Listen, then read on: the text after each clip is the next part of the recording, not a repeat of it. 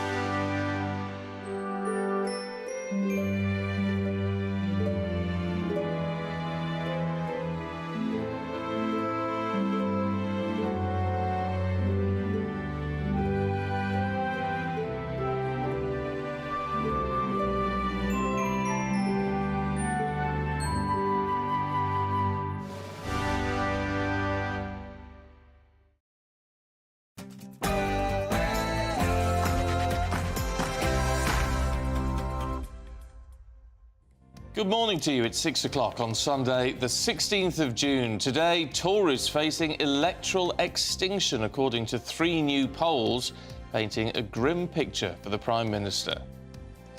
The nation's spirits were lifted as the Princess of Wales yesterday returned to royal duties during a triumphant Trooping the Colour. World leaders gather in Switzerland to set out a path for peace between Russia and Ukraine, but there was one major hitch. Russia wasn't invited. The Home Secretary is demanding answers from the police after this disturbing footage emerged of a police car ramming a cow in West London. It's all eyes on England this evening as they kick off their bid for Euro glory against Serbia in Gelsenkirchen, with Gareth Southgate believing England will need to be exceptional to advance through their group. There were wins yesterday for Switzerland, Spain and holders Italy. And at the US Open Golf, Rory McIlroy is in contention for glory ahead of today's final round at Pinehurst. More later. Hello, well, it's an unsettled end to the weekend with some showers and some longer spells of rain. There is some drier and warmer weather on the cards though, so stay tuned for all your latest weather updates. Good morning to you. I'm Stephen Dixon. And I'm Ann Diamond, and this is Breakfast on GB News.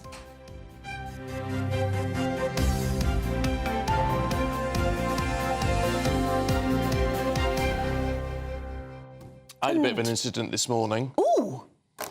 One of these, you know, you get to the traffic lights and there's a filter lane to the right with its own set of traffic lights. Sat there this morning, it's where I come in every day. Car in front of me indicating right, goes green, nothing happens. So you sort of sit there, you don't just politely sit there, think, oh, I don't know what's going on.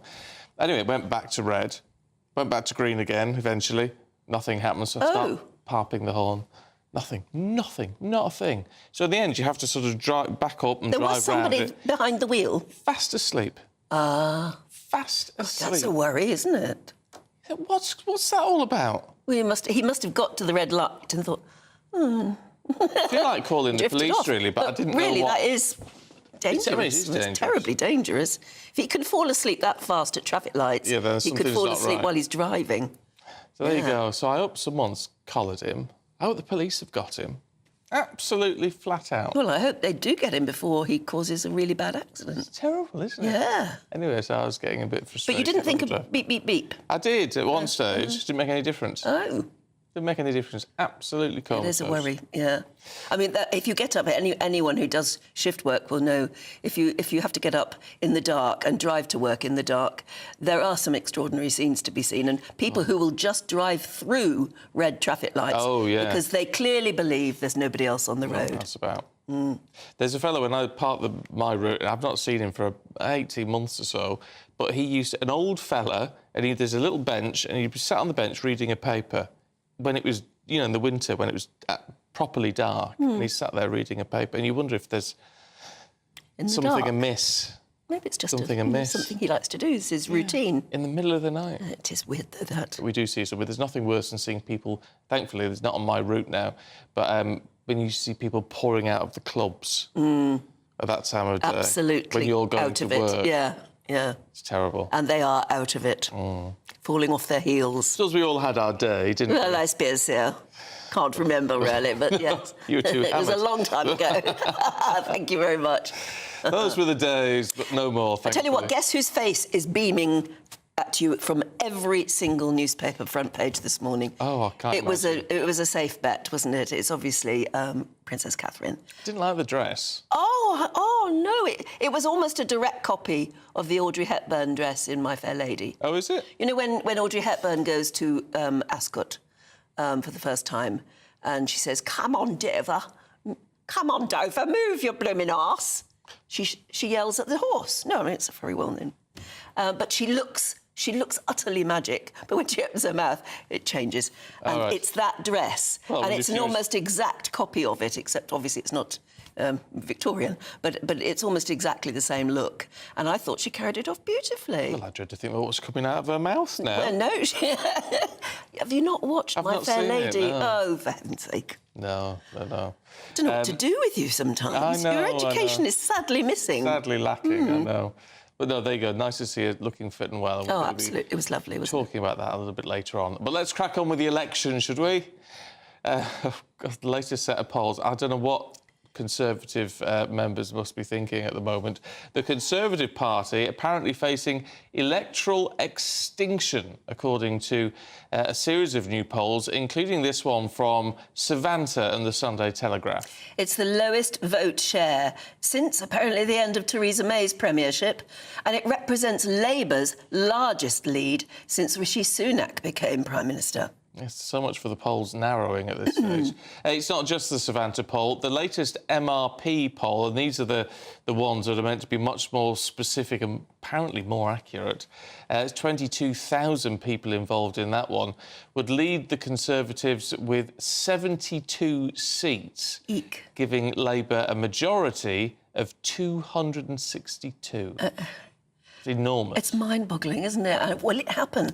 Anyway, before we get stuck into all that, let's have a look at some of the key political moments from yesterday's campaign trail. We have liftoff! The bounce in the polls coming.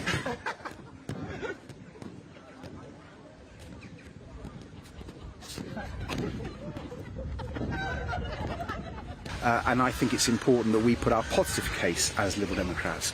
You know, I'm really proud of the ambitious programme we have to repair our health system, rescue our NHS with our health and care package, the work we've been doing on the environment against the sewage pollution. If the list was to increase at the same rate as it's increased since Rishi Sunak has been Prime Minister, we would get, if we had 5 more years of the Tory, to 10 million on that waiting list. That's why it's so important that this election is seen as a change election, the opportunity to turn the page on that, usher in a Labour government that is absolutely committed to rebuilding our country.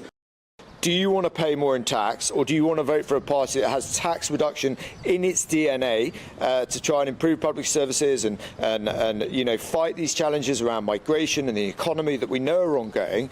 Or are you going to write a blank cheque to a massive majority for Keir Starmer to have unchecked power, dealing with yet again a guy who believes in absolutely nothing at all and will say anything to gain power?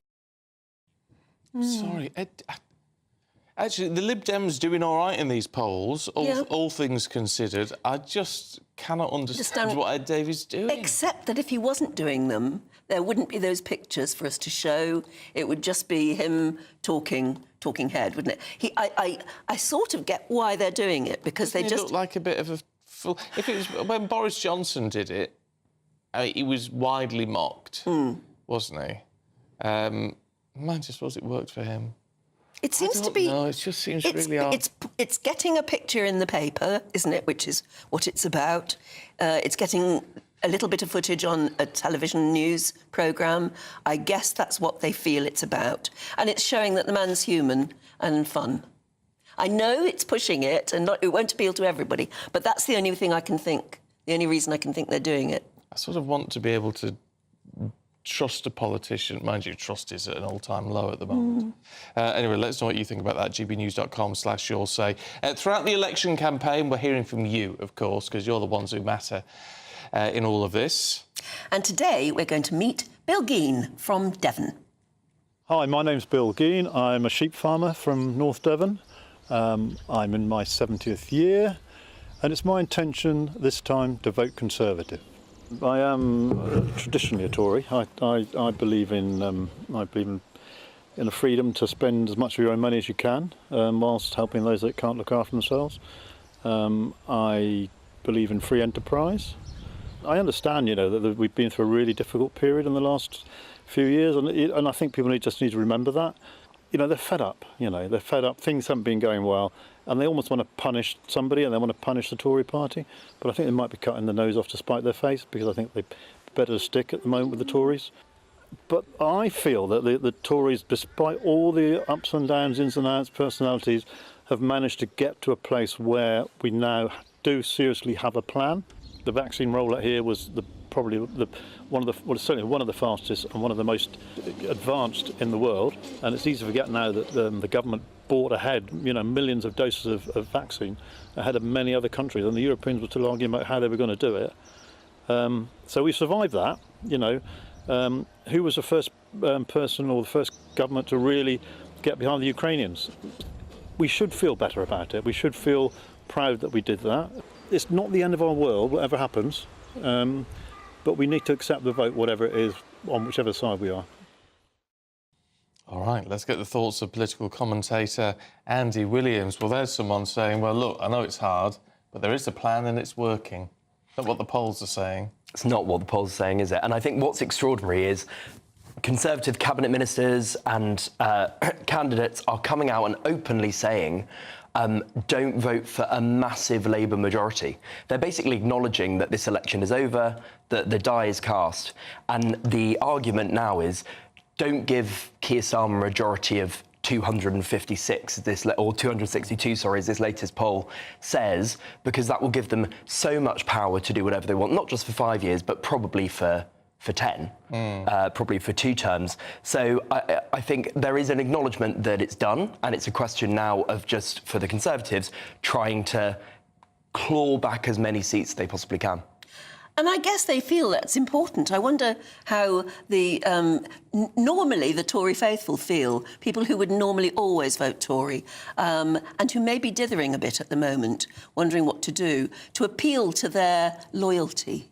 Well, I actually wonder whether it will have the opposite effect. I think strategically this is a bit of a mistake, because if you are convinced as a Conservative voter that there's no chance of you impacting the result in a meaningful way, you stay at home.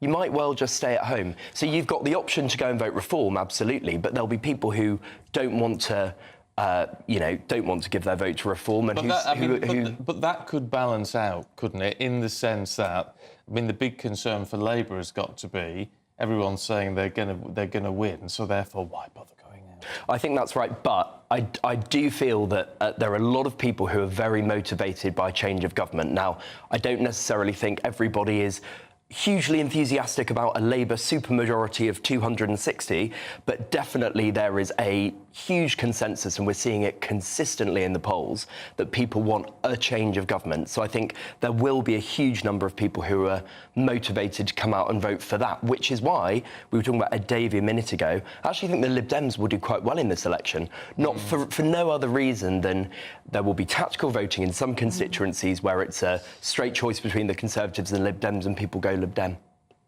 What do you make of his tactics? Ed Davey? Yeah. It's almost a bit like I'm a celebrity sort of thing. I agree with Anne. The thing is, he's absolutely not a celebrity. In fact, I saw I think it was LBC the other day, they sent somebody out and asked a load of people, who's this man? And almost nobody knew who. His name recognition is incredibly low. I think, obviously... But not in the constituencies that they target. No, and they obviously Lib Dems are very good at that, aren't they? Yeah, they're what they call the ground game, i.e., really working your constituency, having a strong local presence. You have all those boards that we're, the sort of orangey yellow boards that we're familiar with. So, yeah, absolutely, they'll be doing that. And I agree with Anne. I think Ed Davey's tactics are kind of spot on. The only way you're going to get any coverage at this election, which is a straight fight between two people who could be Prime Minister. You've also, by the way, got a third candidate in Farage, a third leader in Farage, who is very well known. The way to get cut through for Ed Davey, maybe it is to go to Thorpe Park and bounce on trampolines and whatever he's doing here. Have Reform made a mistake in the sense that they've gone for they're going for a national election? Yep. Right. even these latest polls say, well, they may get 7 seats. If they'd done what the Lib Dems are doing and actually saying we're not going to contest every seat, we're going to concentrate on the ones we think we can win, they could have perhaps pulled in more seats, wouldn't they? I completely agree with that, but I think the honest truth is that Reform's game here is not to win 20 seats or 30 seats or 40 seats. Their game here is to destroy the current version of the Conservative Party. That's what deep down Richard Tice and Nigel Farage, what they really want to do is absolutely obliterate the Conservatives and push them into a position where maybe they don't come back from this defeat in their current form. And I think there's now a reasonable chance that Reform could launch a kind of reverse takeover of the Conservative Party and turn it into the more right-wing, more populist party that they would like to see. So I think their goal... that's really possible? I mean, the Tory party has been the sort of backbone of this country for so many years, and it's sort of... I mean, there's a Tory everywhere, isn't there? In all parts of the... in every institution you can think of.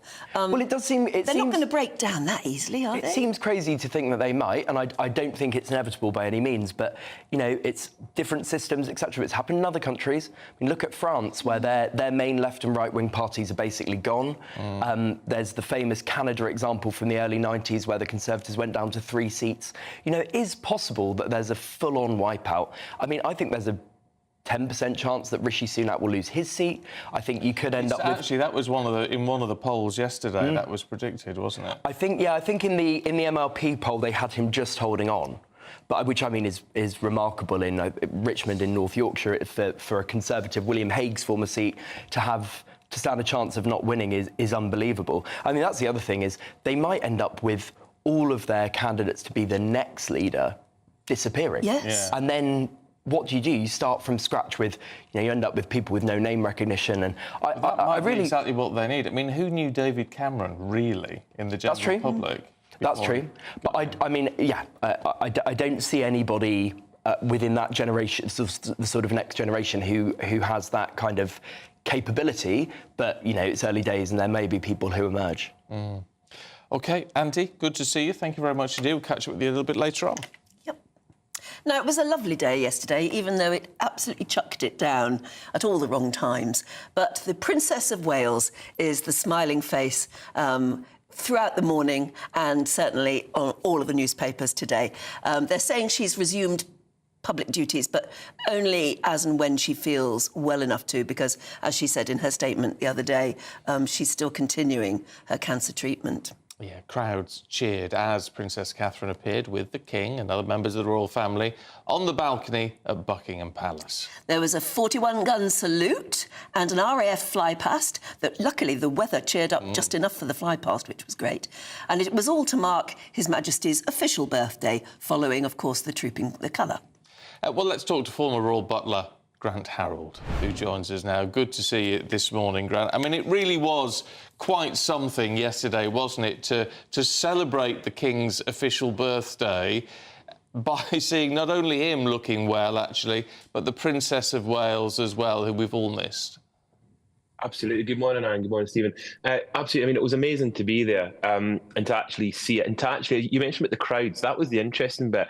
Obviously, eventually, I joined Cameron while doing the broadcasting later on. But before that, I was actually in the crowds. And what was extraordinary was, as the coaches were leaving the palace and obviously the Princess of Wales went past, the cheers were extraordinary and people just so excited to actually kind of see her go past. And the same again for the King. And it was really, I mean, you know, it's obviously, I imagine it's taken a lot out of them, because obviously it's a big day and I'm sure there's a lot going on in their minds. But the fact that they actually, both of them were there, with the royal family, united royal family again, it was magical. And I think the public, despite that awful rain, it didn't dampen their spirits. If anything, it made them more determined, especially when they did the balcony appearance. I mean, it was amazing just seeing everyone kind of running forward, just once again to catch a glimpse of them on the balcony.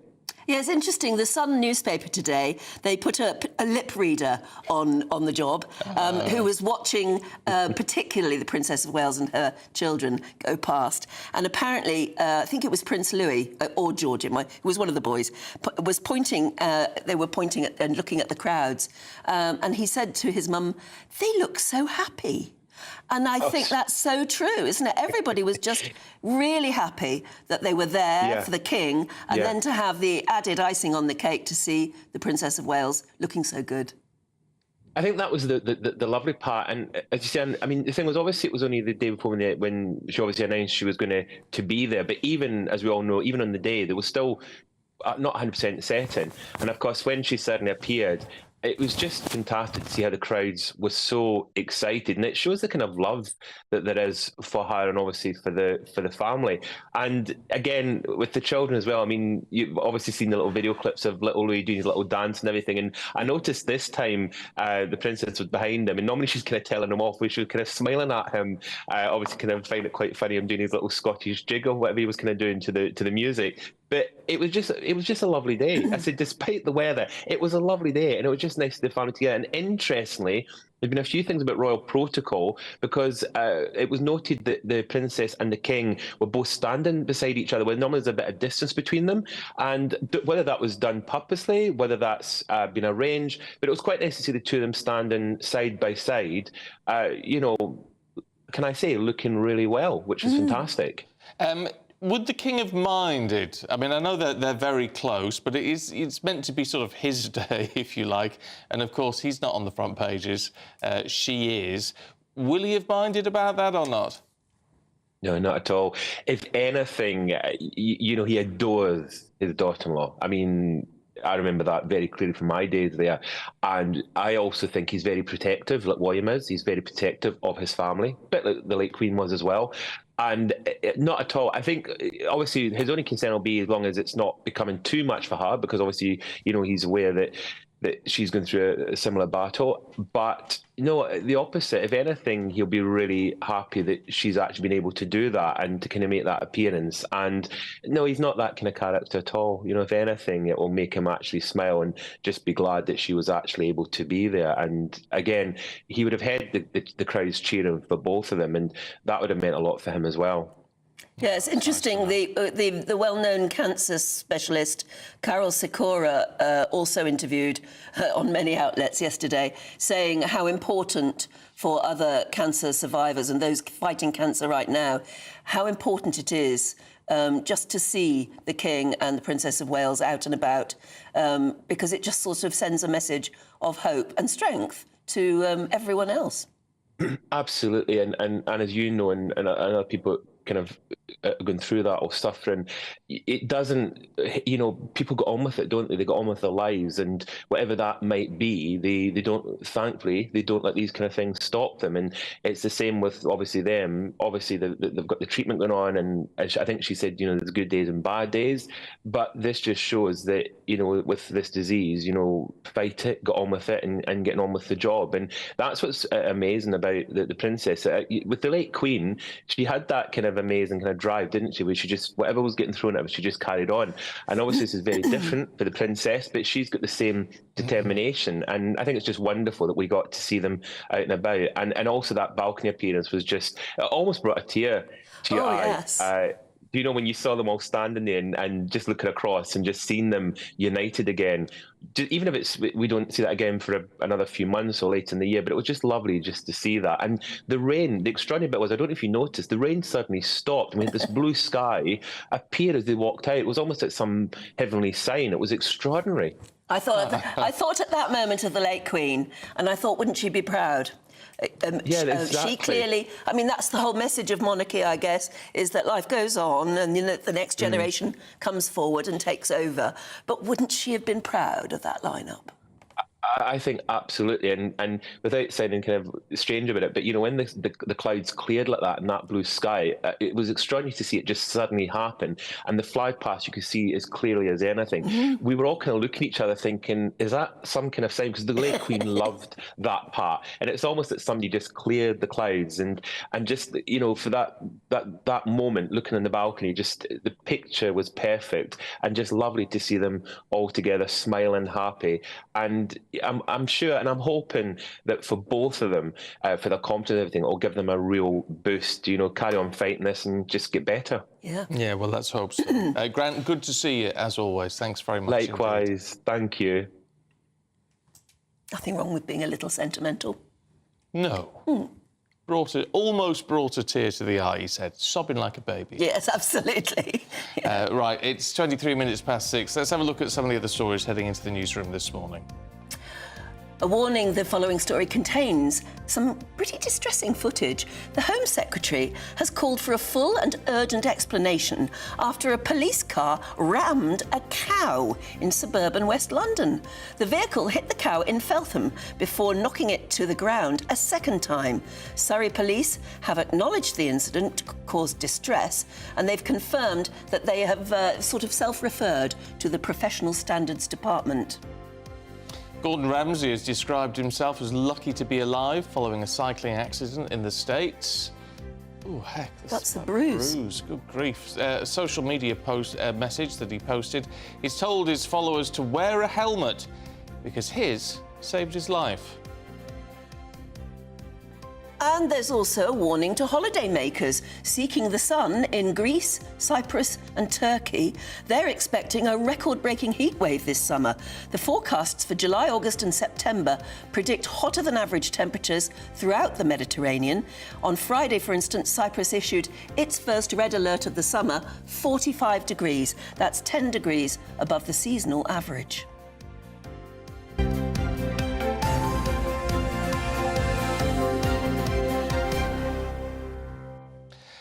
Now, the Prime Minister is amongst more than 90 Western leaders at a Ukraine peace conference in Switzerland. Well, they're hoping to put pressure on Russia to end the war, saying any credible steps towards peace needs Moscow's participation. Well, Putin has proposed a ceasefire, but only if Kyiv withdraws its troops. President Zelensky described the condition as absurd. At the summit yesterday, our Prime Minister had this to say. Putin has no interest in a genuine peace. He's launched a sustained diplomatic campaign against this very summit, ordering countries to stay away. And we should ask, why does Russia feel that they are so threatened by a summit discussing the basic principles of territorial integrity, food security, and nuclear safety? Instead, Russia's representative at the United Nations recently said, the only topic for any international meetings on Ukraine will be the unconditional surrender of the Kyiv regime. Let's talk to Defence Editor at the Evening Standard, Robert Fox. Good to see you, Robert. Explain this to us. There are an awful lot of people there at this peace summit, but no Russia and no China. So can it achieve anything? And no South, which they'd hoped, particularly from Africa, or in any great serious presence. It's a very odd game that's going on at the moment because Putin, not for the first time, has come up with this, well, I don't quite want you to surrender, but I might allow a bit and a bit of that. And the bits of Ukraine that they've claimed, by the way, the Russians, are much larger than they've got already. There's something going on, and I can't just sub it down. On the battlefield, the battle favours defence on both sides. And I think that's something that, although they have overwhelming firepower, the Russians are finding very difficult. By the way, China, too, is playing a very interesting and very strange game with Brazil, because actually they've been talking to Ukraine. They've been talking to these people on a back channel. So it's all to play for, and I think it'll start to come out probably sometime mid-next month at the NATO summit. There's a lot of shifting and moving around, and there are two real superpowers in this game, one present, one not. As you've said, we want this fixed, and they are Beijing and Washington. It's not being done in time. So there's going to be a lot of moving around. This is really Europe's show. In Switzerland, and what they've got to ensure is that Zelensky can last into next year. So you say there's a lot of back channel action going on. Is that good? I think it's quite normal. I'm sorry. Yeah, it clearly is, isn't it? Yeah. It's what we don't know. But it's Putin who's has been, until this last week, he's not had a good week, has been looking more relaxed about it and making incredible boasts, like I've got 700,000 of military personnel in and around the area of the special military operation, as he calls it. That's a hell of a lot. And he can't go on doing that for another year and a year and a half. I suspect he knows it. The Chinese who are saying, we want you to follow our diplomatic game plan because we're much more interested in you also not upsetting what our thoughts are about what we're going to do in the South Pacific, the magic year of 2027. Is that when they think that they have to go or not for a military operation on Taiwan? It's in all the literature, it's in all the Chinese propaganda from what they were saying, their declared preparation of military strength and military forces. And so you're getting this very, very interesting game. But meanwhile, you've got 3 general elections going along that really count. One, UK, obviously. France, where you could have an anti-Ukraine government coming in under Le Pen. And, of course, the general election, as they call it, building up in the USA. So why, in the midst of all this, why do you say that this group here is desperate to keep Zelensky there until next year? Does that tie in with what's happening in the United States? This is just a guess, a conjecture by me, informed. It is very tough for Zelensky. He's had trouble in recruiting and conscripting for his forces. It's a very big ask to keep this war going on, particularly when Russia, the main attack, the main success, we hear about the Zaporizhzhia, the Kharkivs, the Bakhmuts and so on, but it's really smashing up the infrastructure. You know, the Kiev has blackouts now and so on, and it's that they've got to keep going. But I think that where Russia has miscalculated, and perhaps even Western Europe has miscalculated, is, I'm going to be silly here now, the Eastern Western Europe. That is the flank now where we have really serious players like Poland, like Finland, Sweden, Norway, Denmark, the Nordics. They say, actually, we're not going to give in. We're determined to see this one through because we're absolutely clear from their basic nitty-gritty tactical thinking right up to strategy. This regime, with its Putinism, which is Russian imperialism, is a threat to us, and we're sticking with it. Are you coming with us? It's going to be very interesting as to what happens after the French general election, as to what happens here. By the way, we're not hearing that, of course, from the general election. It doesn't come in. But if we have a new government, boy, they're going to have to move very, very quickly. They go into a major summit in Washington, the NATO summit, where they have to declare the game plan for the next 2 or 3 years, not only for Eastern Europe, and I know it's NATO, the North Atlantic, but they've got to be thinking about the Pacific. They've got to be thinking about Gaza. I'm not sure, whether Mr. Starmer's team have really briefed themselves up for that because they're so keen to win the election. And by the way, as far as the UK is concerned, if I can say it out of the side of the mind, we've got to get a proper modern new army going again. We've got real problems there. Yeah, OK. Robert, heck. Yes. It's a lot on anyone's plate, isn't it? Can I come again? I think you better have to. Please. Robert, thanks very much indeed. My goodness. Right, time to see if the weather's going to be any better today. Fingers crossed. Here's Honor. A brighter outlook with Box Solar, sponsors of weather on GB News. Hello and welcome to your GB News weather update brought to you by the Met Office. For the second half of the weekend, there's sunny spells and showers, some longer spells of rain. However, it will be largely dry in the southeast where it'll be feeling warmer too. Through into the morning then, still plenty of scattered showers across the country. These are a little bit heavy at times. We've also got some longer spells of rain just sweeping its way southwards across Scotland and into parts of Northern Ireland. Plenty of sunny spells in between those showers though, and feeling a little bit warmer across the southeast where we'll start to see highs of 21, maybe even 22 Celsius in those longer spells of sunshine. Plenty of blustery winds as we head into Sunday afternoon, particularly across the northwest of Scotland, where we'll see those outbreaks of rain. But generally that rain clearing to the far south of Scotland and turning largely dry across the far north of Scotland by the evening, though still a fair amount of cloud around here. Outbreaks of rain across southern parts of Scotland, starting to break up a little into parts of Northern Ireland by the time we reach the afternoon. And then elsewhere, it should be turning largely dry, though there still will be the odd shower around in places across central areas and southern areas of the UK too. Through into the evening across central and southern UK, it should be a largely drier night than the previous night. However, there still will be the odd outbreak of rain across Scotland, northern England and parts of Northern Ireland, perhaps with the odd heavier outbreak as well. Still plenty of cloud around overnight too, which means on the whole, another fairly mild night on offer to start the new working week. So for Monday then, it should be a largely drier day across central and southern parts of the UK. Still a chance of the odd shower, but plenty of sunshine, particularly if you compare it to the weekend. A bit of a cloudier picture across the northern half of the UK. Still plenty of those showers, which could still be heavy and thundery in places. But once again, the southeast catching the highest of those temperatures with highs of around 22 Celsius. Bye for now.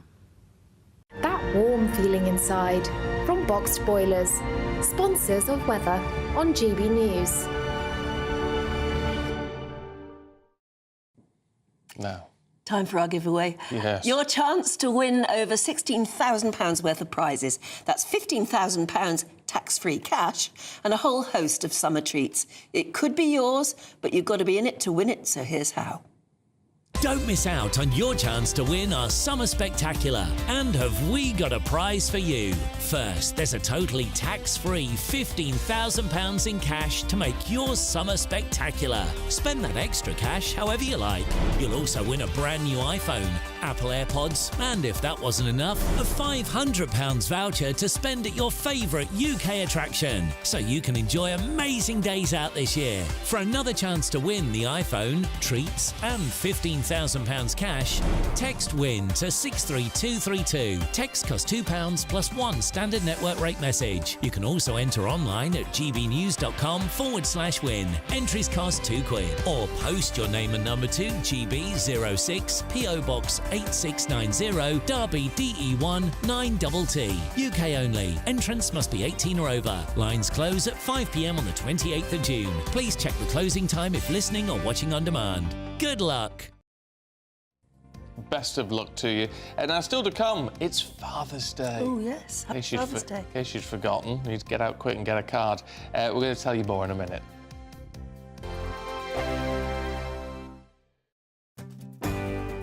I'm Simon Evans, and this is GB News, Britain's news channel.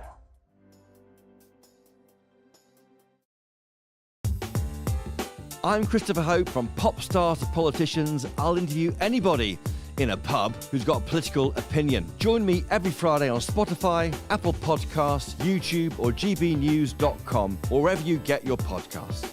GB News, Britain's election channel.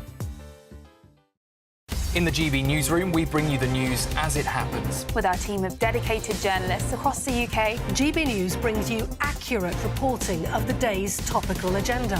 When the news breaks, wherever and whenever it's happening, we'll be there. This is GB News, the People's Channel, Britain's news channel. GB News is Britain's election channel. And when the big stories break, we're tackling them on Britain's Newsroom. When we disagree, and we disagree a lot, it's even livelier than normal. We don't disagree that much. We do. His comedy, though, is revolting. I knew her, unlike you. That explains Beverly Turner's temperament. It's a bit frosty in here, isn't it? He'll have one of me one day. Yeah, for dartball practice. Britain's Newsroom on GB News. Weekdays, 9:30 a.m. GB News, the People's Channel, Britain's news channel. I'm Michael Portillo. This is GB News, the People's Channel, Britain's news channel. I'm Patrick Christie's. Every weeknight from 9, I bring you 2 hours of unmissable, explosive debate and headline-grabbing interviews. What impact has that had? We got death threats and the bomb threat and so on. As time passes, She could have said Stump. you made my argument for me. My guest and I tackle the issues that really matter with a sharp take on every story. Went everywhere. Something practical could be done. I can become something different. Patrick Christie's tonight from 9 p.m. only on GB News, Britain's news channel. This is GB News, and we are Britain's election channel. This vote may seem to be about the politicians and the media, but it's actually about you. We won't forget that. Join us up and down the country as we follow every moment together. More than ever, it's important to hear all sides as you make your decision in the run-up to polling day. This is GB News, the People's Channel. Britain's election channel.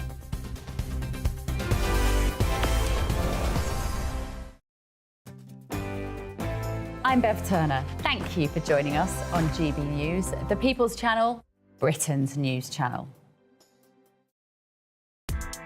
Join me, Nana Akweer, for an informative, interactive news programme with a difference. It's fun. It's true. You're not wrong. No one will be cancelled. Lovely. Join me from 3 p.m. every weekend, only on GB News, Britain's news channel.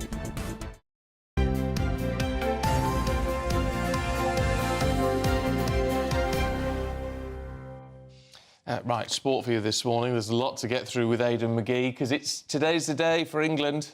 I think there's a bit of pressure on England today, actually, because although they're playing Serbia, who they're expected to get past, I just think, I don't know about you two, I just think with Germany flying out of the blocks as the host nation, and they really made an impression, didn't they, against quite a poor Scotland side. You see Spain yesterday, again flying out of the blocks. They beat Croatia 3-0. Croatia are no mugs, but Spain made them look quite average. I just think if you're the pre-tournament favourites, albeit in this country, maybe not so much in other territories, then you're expected to come out and really give it some, aren't you? And just like they did last time at the World Cup when they opened up really well. And so I just wonder whether the players will be feeling that a little bit tonight. Mentality is a big thing in sport, and more so than it ever has been. Yes. And I just always wondered... It's science in sport now, isn't it? When I look, I mean, especially in individual sports, but in team sports especially, when there's so much pressure garnered around England, I have always just felt that this England side, the one thing they lacked was a little bit of devilment.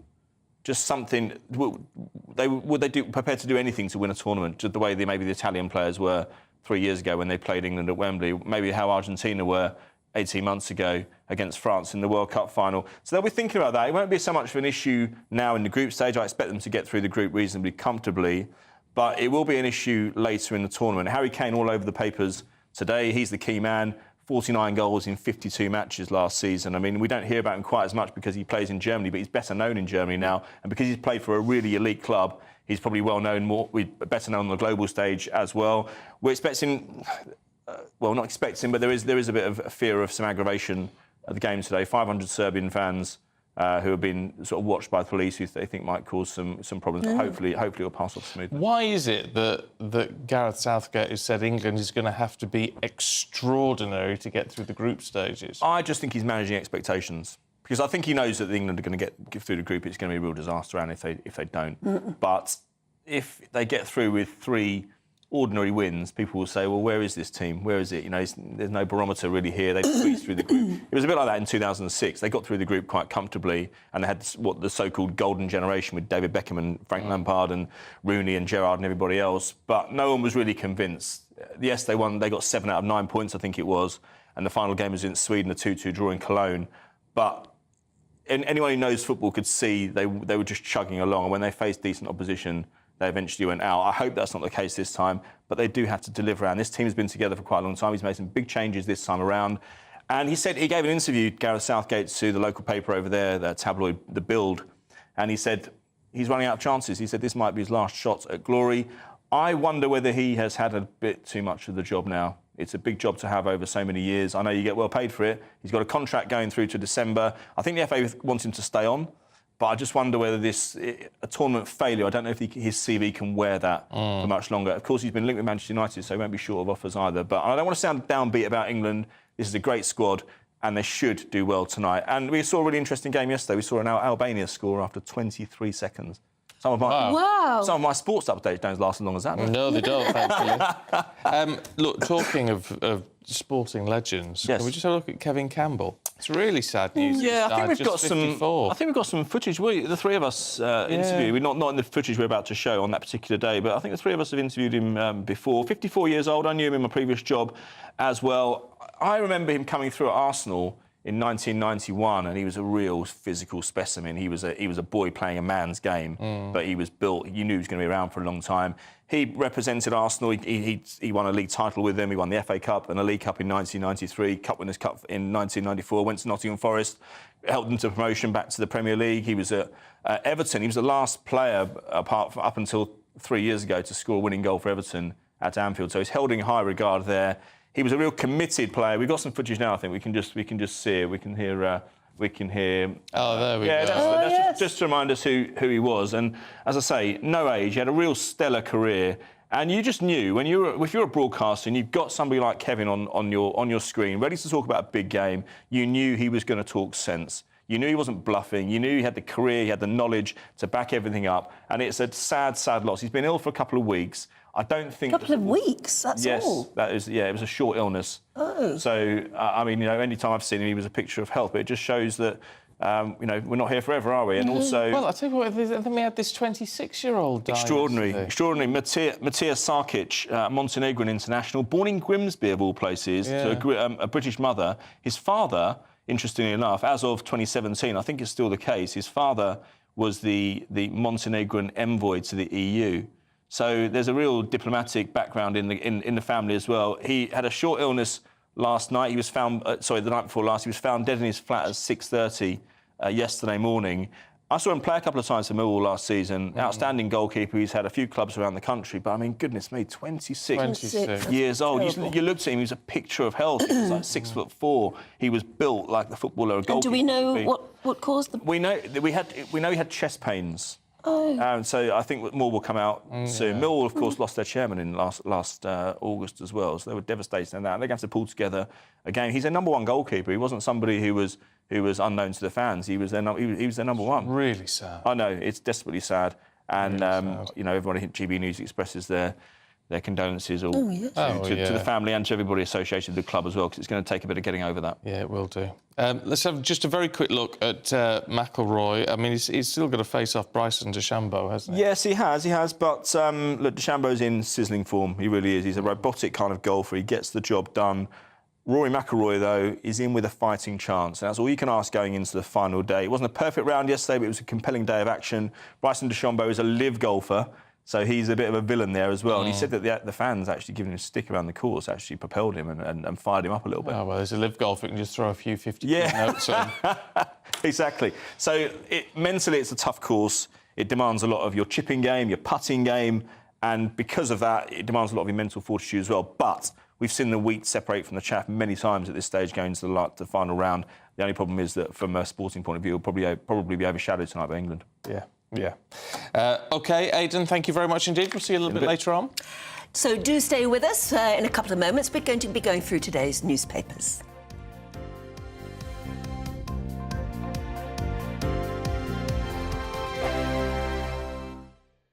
This is GB News, Britain's news channel. 98-year-old veteran Ken Cook shared his memories of D-Day at a special event in Harrogate. As a former Green Howards private, Ken was part of an armada of vessels carrying more than 150,000 Allied soldiers to France.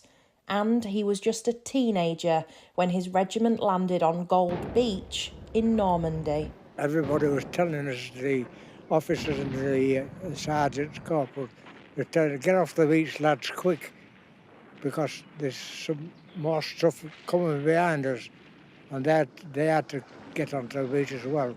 All our equipment and tanks and whatever, artillery, they were following up behind us, so we had to get out of the way and get into the countryside and make as much ground as we could on that first day. Ken survived that harrowing first day, but many didn't.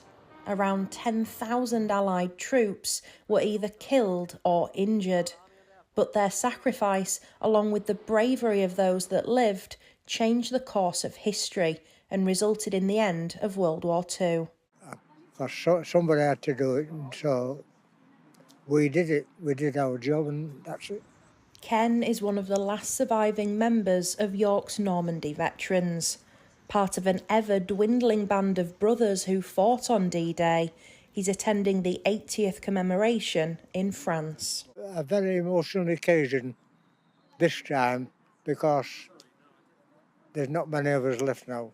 Remembering the fallen, Ken's wish is that long after he's gone, we still never forget those who gave their tomorrow for our today. The People's Channel. GB News is Britain's election channel. And when the big stories break, we're tackling them on Britain's newsroom. When we disagree, and we disagree a lot, it's even livelier than normal. We don't disagree that much. We do. His comedy, though, is revolting. I knew her, and unlike you. That explains Beverly Turner's temperament. It's a bit frosty in here, isn't it? He'll have one of me one day. For dartball practice. Britain's newsroom on GB News. Weekdays, 9:30 a.m. GB News, the People's Channel, Britain's news channel. Hi there, I'm Michelle Dewberry and I'm going to take a second to tell you all about my show, Dubes & Co. We start off with the issues of the day. We then bring in both sides of the arguments. We get rid of the disrespect. And then you throw me into the mix. And trust me, I'll tell it exactly how it is. And then, of course, the magic ingredient, you at home. We mix it all together and what have we got, in my opinion, the best debate show in town. Monday to Friday, 6 till 7 on GB News, Britain's news channel.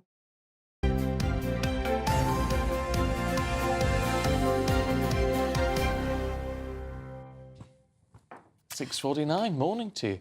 Let's see what's in the newspapers with co-founder for the Together Declaration, Alan Miller, and the journalist Andy Jones. Morning, gents. Morning, morning. Andy, can we just have a quick look at the Princess of Wales? Because we've done a lot on it already this morning. Yeah, just a fabulous news story, isn't it? The bits of good news that she's out and about, looking well, looking glamorous. I think that in some ways, the royal family are just a ceremonial role, but I think it's incredibly difficult to do that sort of mix of glamour, togetherness, empathy, stoic, kindness, decency, and it was just great to see Britain doing what it does best: pageantry, glamorous royals, lots of smiling and waving, and to see her in good health. And I know that she's been so stoic throughout that. I think it's important that we acknowledge. Do either of you gentlemen know My Fair Lady? The musical. Yeah. We are familiar with it. You are, because this young man here isn't. But her outfit was a copy, frankly, of one of the most famous dresses from that era of Audrey Hepburn. That's Audrey Hepburn wearing her version of it in My Fair Lady. The hat's a bit bigger, but then when you look at Kate, it's different. She definitely went for that look. What I love, she always wears British designers, British Isle. She was wearing Philip Tracy's, obviously Irish, and then Jenny Packham as well. I think it's really important that we support British. I've read the papers. It's quite telling as well that I think that the resilience and commitment to duty. It's the duty that gets really important, and I think that they're both members of the royal family in that context, and also. I think that it was also a demonstration of history and tradition, both of which have come under attack a lot in the contemporary landscape. And I think the British public like that. And I think that the more institutions that do that take some pride and are upholding it rather than sort of attacking everything, all of the history, all of the past would be better for everyone. Yeah, I mean, just everyone said, "Oh, she really wanted to be there." I bet it's the last place she wanted to be, actually, especially on a rainy Saturday. But she has a sense of duty, and I think that's very important. Very impressive. Can we have a quick look at the Sunday Telegraph, Alan? Robert Jenrick having a crack at reform. Yeah, so Robert Jenrick said that a vote for reform is going to consolidate a terrible situation for an election dictatorship by Labour. And he's saying that, look, I have sympathy with Conservative voters, that, he's saying that they're very disappointed about a number of areas. But that if this goes ahead and people vote for reform, then what we're going to see is what maybe the Daily Mail's called Starmageddon, where you've got so much dominating with a supermajority. I think what's interesting is that Robert Jenrick, even though he kind of stepped back from his position, and also in the same way that Suella Braverman has criticised the Conservatives, he's conceded these points. What he's not recognised is the extent to which many in the public now want to punish the Conservatives and the government. They don't care if this happens. It's like this big fear, this big threat. Look at what happens. People are like, no, it's not acceptable. And the whole tactical voting thing, people think, well, where has this got us? And what I think is encouraging, actually, right now, is you've got a situation where a lot of people that are independent or standing up separately from two main parties are engaging with the public. It's going to be messy, it's going to be painful, but hopefully what's going to happen is an honest thrashing out of ideas, less spin, less technocracy, and a bit more, let's see what the public... Really? Good luck with that, though. That's the trouble. Well, you know, the thing is that I think that people are going to be forced much more to have to win arguments with the public. And rather than just sort of spinning stuff and thinking everyone's switched off, it's certainly the case that it seems that people are furious. That I've been interviewing people around different areas, and I just think that people are very angry. They want to send a signal to people that they don't like being treated with contempt and disdain. And the public should really be at the heart of these things, and just trying to scare them with these things, I'm not sure is the way. No, and also, look, he's talking about the disaster of having a Labour majority, and people have their own opinions on that. But the Conservatives had a massive majority at the last election, and what did they do with it? They had all of these green policies which are very, very expensive, but also they allowed the water companies to pump sewage into our waterways. We had no drinking water in parts of the southwest. We talk about Build Back Better, and then they cancelled HS2. They talk about anything from sort of building an iron dome over Britain, but they've done absolutely nothing about securing our own borders. Talk about Conservatives being strong on crime, and yet we've got knife crime epidemics. 4 consecutive Home Secretaries have failed to ban zombie knives. It's what they've been banging on about for ages. They haven't done anything of what they've said on the tin. And this is why people are kicking them in the knee here, right? But the problem is we talk about all this tactical voting and all this sort of stuff. People need, as Alan said, people want principle, they want action. They are tired of this politicking of we're rubbish, but don't vote for them. OK, well, look, thank you both very much indeed. Catch you later on. Here's the weather for you. A brighter outlook with Box Solar, sponsors of weather on GB News.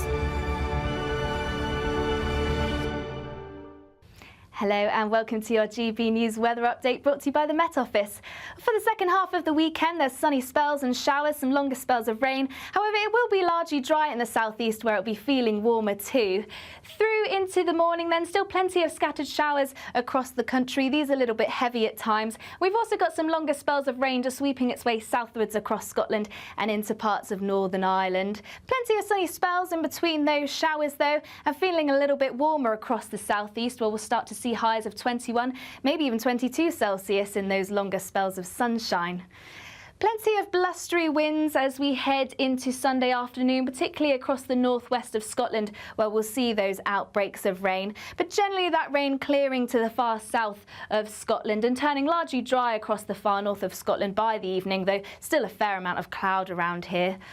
Outbreaks of rain across southern parts of Scotland, starting to break up a little into parts of Northern Ireland by the time we reach the afternoon.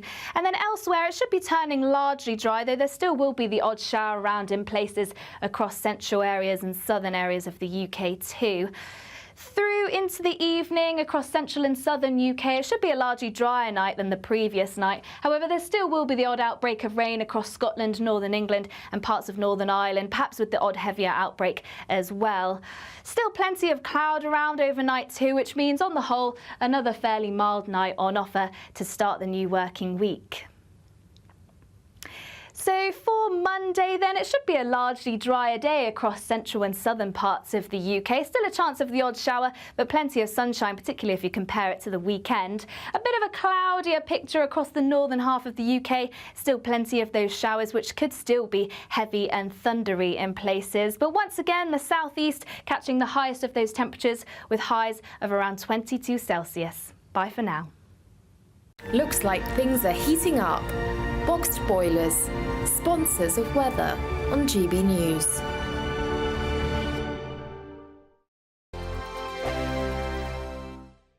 Don't miss out on your chance to win our Summer Spectacular. And have we got a prize for you? First, there's a totally tax-free £15,000 in cash to make your summer spectacular. Spend that extra cash however you like.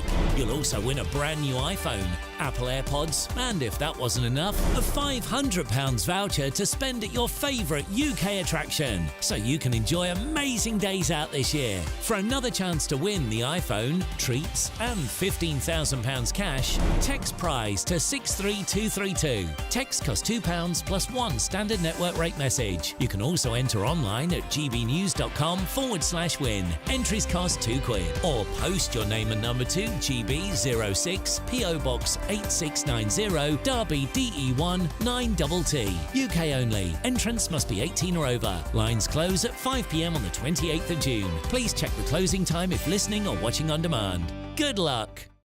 In the GB newsroom, we bring you the news as it happens. With our team of dedicated journalists across the UK, GB News brings you accurate reporting of the day's topical agenda. When the news breaks, wherever and whenever it's happening, We'll be there. This is GB News, the People's Channel, Britain's news channel.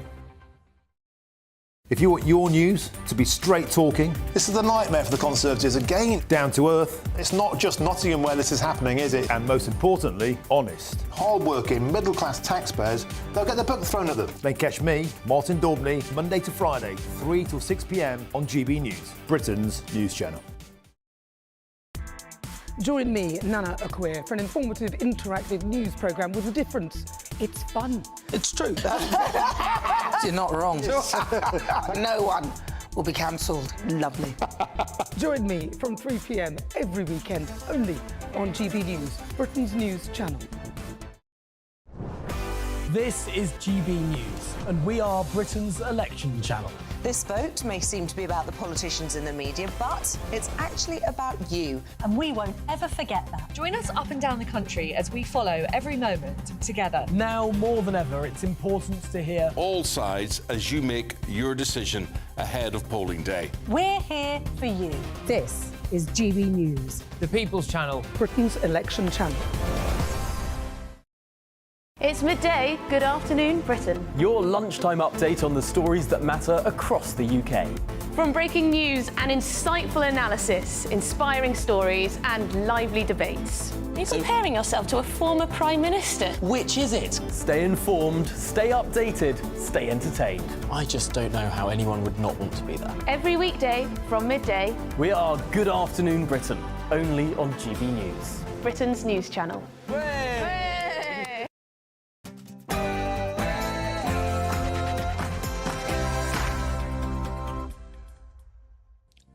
Good morning to you. It's 7 o'clock on Sunday, the 16th of June. Today, Tories facing electoral extinction in 3 new polls, painting a very grim picture for the Prime Minister. The nation's spirits lifted as the Princess of Wales returned yesterday to some royal duties during a triumphant Trooping the Colour. World leaders gather in Switzerland to set out a path for peace between Russia and Ukraine, but Russia wasn't there. And the Home Secretary is demanding answers from the police after this disturbing footage emerged of a police car ramming a cow in West London. It's England's turn to do their thing this evening as they kick off their bid for Euro glory against Serbia in Gelsenkirchen. There were wins yesterday for Switzerland, Spain and holders Italy. And in a thrilling night of boxing, Chris Billam-Smith took revenge over rival Richard Riakporhe at Selhurst Park. More later. Hello, well, it's an unsettled end to the weekend with some showers and some longer spells of rain. There is some drier and warmer weather on the cards though, so stay tuned for all your latest weather updates. Oh, he's Stephen Dixon and I'm Anne Diamond and you're watching Breakfast on GB News.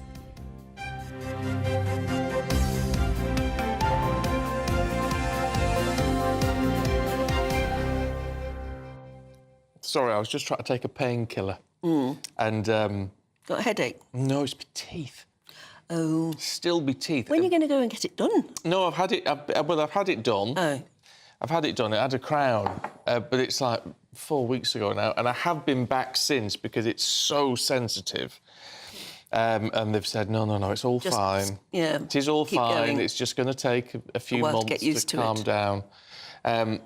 But I was just trying to pop a painkiller, and you know when they sit in you can't get it down, and they start to dissolve in your mouth. Oh, I don't know. Oh, it tastes absolutely disgusting. Well, and do you think they deliberately make painkillers disgusting? Yes, I think they probably do. Obviously, to put people off just sort of taking too many of them or something. For kids and things. Yeah, obviously, 'cause exactly. If you crunched it up. Because if you've ever taken a sleeping pill, they are absolutely the most disgusting taste. I was just looking up what Gelsenkirchen means. Oh, yes. Because I know, obviously, it's the name of a city, but what does it actually mean? Because Kirchen sounds like kitchen to me. It sounds like the German for kitchen. It's similar, yeah. And Gelsen, I don't know. I'm looking it up and still can't find it yet. Maybe it doesn't actually mean something. Might but not. usually these things do, don't they? So if you know, get in touch, please. Yeah, Yes. it's not telling me here yet, but Oh, well, there I'll you go. get there. You need to arrange a little visit. You like a little holiday? I do, and there are some lovely places in Germany that are really worth visiting. Mind you, last time I went to Frankfurt to stay for a while, and I was just so lucky with the weather. It just shows the weather makes the total difference. If it had been terrible weather, I'd probably be saying I never want to go to Frankfurt again. Yeah, was it Frankfurt I went to? I'm one of these people. I do some jobs for some diabetes companies and things, host conferences and things. And you get to go to these lovely places, but you never see any of it. Oh. You're just sort of there and you're sort of, airport, hotel, conference centre, airport, home again. Yes, exactly. You don't get any taste of the place you've been to. No, it's always a real shame, actually. People go, you have a lovely time, it's so nice there. If anyone's watching from Gelsenkirchen, get in touch, tell us what it's like and why it's called that. If you know. I'll get there in the end. Oh, you will, won't you? Yeah. It's just something to do. Yes. There you go. Right, let's crack on with the election in the meantime while Anne does her research. And the Conservative Party facing electoral extinction. Well, that's according to a new poll from the Sunday Telegraph and Savanta.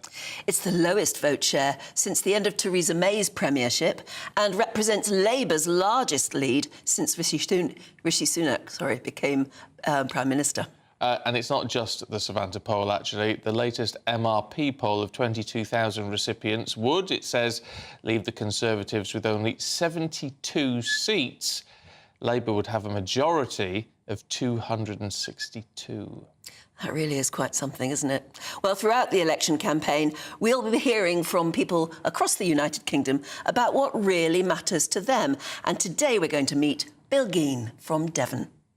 Hi, my name's Bill Geen. I'm a sheep farmer from North Devon. I'm in my 70th year, and it's my intention this time to vote Conservative.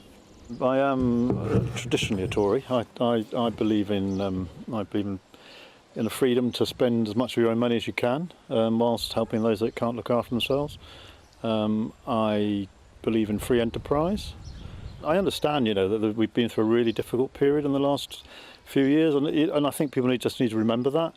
They're fed up. They're fed up. Things haven't been going well, and they almost want to punish somebody, and they want to punish the Tory party. But I think they might be cutting their nose off to spite their face, because I think they're better to stick at the moment with the Tories.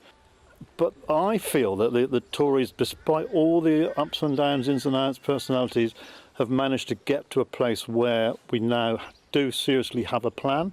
The vaccine rollout here was certainly one of the fastest and one of the most advanced in the world. And it's easy to forget now that the government bought ahead, millions of doses of vaccine ahead of many other countries, and the Europeans were still arguing about how they were going to do it.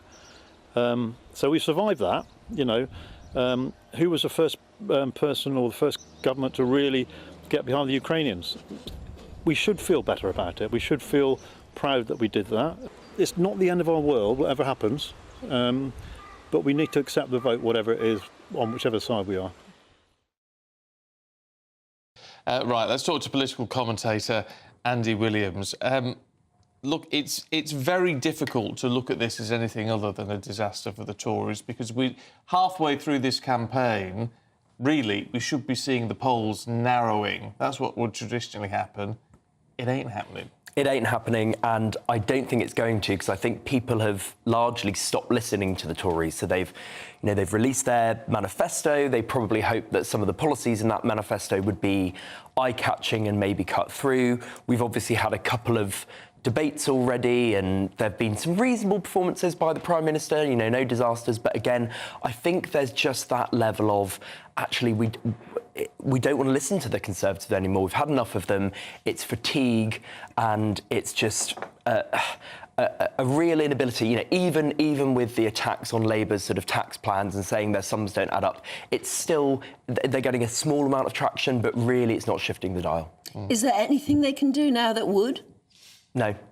I don't think there is. I really, really don't think there is. I think you would need Labour to have some catastrophic mess-up, and I can't imagine what could possibly need to happen for it to be of the scale that it would change things. I think sometimes there's that famous, I think it was James Callaghan in the 79 election when Thatcher came into power, and he said, you know, there are just some times once in a generation where people have made up their mind, and this is one of them. This really is one of them. What about reform and all of this? It's interesting in the polls that, in these latest polls, reform on 13%, I think. I mean, so it's a big difference from overtaking the Tories as we had in the YouGov poll the other night. Yeah, there's a real sort of stretched range of numbers in terms of how Reform are polling.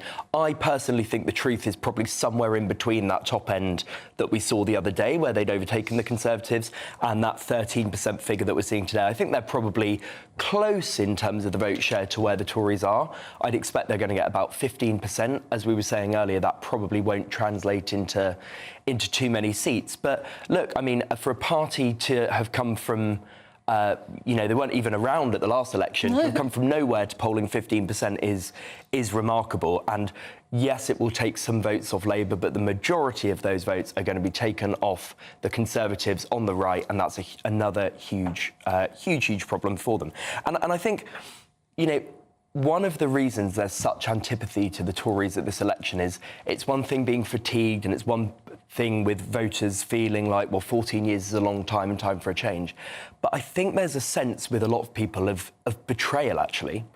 There are lots of people who enthusiastically voted for Boris Johnson at the last election, a huge majority, and there genuinely was. You know, he had a very poor opponent in Jeremy Corbyn, but there was, I think, a feeling from some, not necessarily from me, but from many, of enthusiasm about Boris Johnson, and his failure to deliver on levelling up, his failure to deliver on virtually any of the policies he set out at that election. I think that's a massive problem for them. But you could throw at that, well, there was a COVID. pandemic. Well, yeah, I mean, it had, whether you agree with how it was dealt with or not, it was a global issue. It was. It threw everything out of sync. It did, and it was unprecedented and difficult to deal with, and clearly they got some things wrong and some things right. But you can't forever keep making excuses. You know, this is not just Rishi Sunak's government. This is a Conservative government who've been in power for 14 years.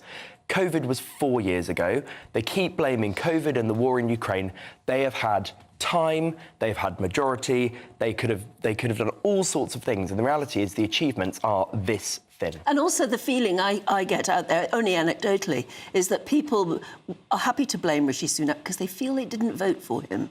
Nobody voted for him. That's true. I saw he posted an Instagram yesterday, a photo of him with Macron and a few others at the G7 summit, and he said something to the effect of, you know, that for those of us who are in elected politics, or those of us who are elected, and loads of people jumped on it and said, well, you actually weren't. Now, it's not his fault, but it reminds people of the fact that we've had 4 prime ministers in a short number of years. And again, it's that I actually think, for all of the criticisms of Keir Starmer as someone who's not very exciting, maybe people. No, but I tell you what, and it comes up time and time again, and I'm talking to as many people as I can anecdotally about all of this, and a lot of people still say, well, yeah, I might vote for Labour, I might do, but I don't know if I trust Keir Starmer. I don't know if I trust what Labour's going to do. Now, they might win sort of by default in one sense. Yeah. But that level of enthusiasm and of trust isn't there. I think there's a problem with the fact that Starmer and Rishi Sunak keep saying is that Starmer campaigned for Jeremy Corbyn. Do you think that's a problem because he was so unpopular? And I would say, you know, Labour haven't quite got their line sorted on that yet. He said in the... He said it was because I didn't think he'd get in. He said I knew that, I was certain that Labour wouldn't win that election, but I sort of campaigned for him anyway. And I think people find... I understand what he's saying and understand why he did that. I think he did the right thing by going out there and trying to, you know, maintain a sort of salient Labour Party. But yeah, people don't like that. No. And I think he will, when he wins and when he becomes Prime Minister, it won't be with a groundswell of enthusiasm, and he'll actually have to continue to work on building up trust over time. And the only way he's going to do that is by delivering on the policies that he and others say they're going to deliver. Sort of away from party politics, can I ask you, because we seem so polarised at the minute, and people sort of saying, well, if Reform did very well, it would be a disaster. If the Tories stayed in, it would be a disaster. If Labour get in, some people say, it would be a disaster. Will it be a disaster whoever gets in, or actually will we just muddle on through like we always do? I'm sure there's an element of that, but I do think that the country is in a difficult place, predominantly in terms of two things. One is a feeling that public services in particular just don't work. Stuff doesn't work. You can't get appointments. NHS waiting lists are incredibly long. You know, schools maybe not at their best. So I think there's a feeling that stuff doesn't work, and that is different to how it has been before. And the other thing is that for so many people who are struggling with the cost of living, it's really, really acute. My cab driver was saying to me when I came in this morning, he said he was behind a woman at the supermarket yesterday, and she went to pay. She had some young kids with her, and she was £18 short of being able to pay for her whole shop, and she started having to return some stuff to the shelves. And he chipped in and paid for the remaining 18 quid, which was very good of him. But I just think, you know, that is just one anecdote, but there are so many people who are really... It's very symbolic, though, actually, isn't it? It is. And I think the cost of living crisis is significant and real for so many people. So will it be a disaster whoever gets in? Perhaps not. But I think there is a moment where if the country makes what I think is the right choice, which is a change of government, that it could make a positive difference. OK. Well, we shall wait and see. Not long to wait now. Andy, thanks very much indeed. I do wonder how times have changed. You know, all this stuff about, well, every generation has to have it better than the last. Well, yes. Yeah, and I know that's the sort of thing. And I know it's not, well, it's what you should want. You see, I remember as a kid, do you remember the people had, before pocket calculators were about, and people had little clickers. Yes. Little plastic clickers. Yeah. And everyone, including my parents, you'd walk around the supermarket with the plastic clicker. You mean, and it would add up for you? And it would add up as you go. So you knew how much you were spending. You didn't, because you only had so much in your purse. And so you'd click going round as, oh, I've got enough. And it's just what everybody had the plastic clickers. Now you have a plastic card, which is very difficult to keep a tally on what you're spending until you get the statement. Yeah. So I don't know. So it's like we always used to do. I'm not saying we should all be happy by the fact we've got to really count the pennies, but we've sort of done it before. I don't know. Am I making a sensible point? Well, I don't know. Sure. I don't know. I mean, there are a lot of people getting in touch saying you've got a pain problem with that crown. You should go back and see the dentist. I mean, that's another thing, isn't it? Well, you can't get to see a dentist in this country anymore. No, don't worry. I went back last week, did a full X-ray. It's all fine. Yeah, absolutely. So it's all done. No, but you can't see a dentist anymore on the NHS. Not on the NHS. And I mean, this crown cost me 700 quid. What? £700. And it's just like, well... You've got to find 700 quid. The cat went to the vet last week. That was another £300. And you just think it's stuff like that, and thankfully, I'm not. My dog had to go to the emergency vet last weekend. £3,000. And, of course, there's no NHS for a pet, so there's nothing to fall back on. I mean, at least the NHS is still there for us, but not as far as dentistry is concerned. So you just talked about one generation being better off than the previous generation. In this situation, it doesn't feel like it. No, it doesn't. No, it doesn't. Anyway, his tooth is all right, and the other one that everybody seems to be very upset about is the cow that was in collision with the police car. Awful. The cow is all right. It is now under veterinary care and apparently will make a fast recovery. recovery. Yeah, well, let's hope so. But actually, it is really disturbing and it's really odd.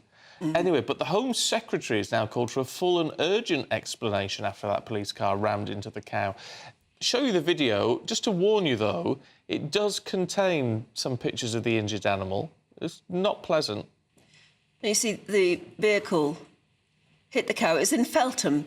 And there, we've just reduced it to a still, but it is video. And you can see and then it's went a in calf, again. actually, yeah.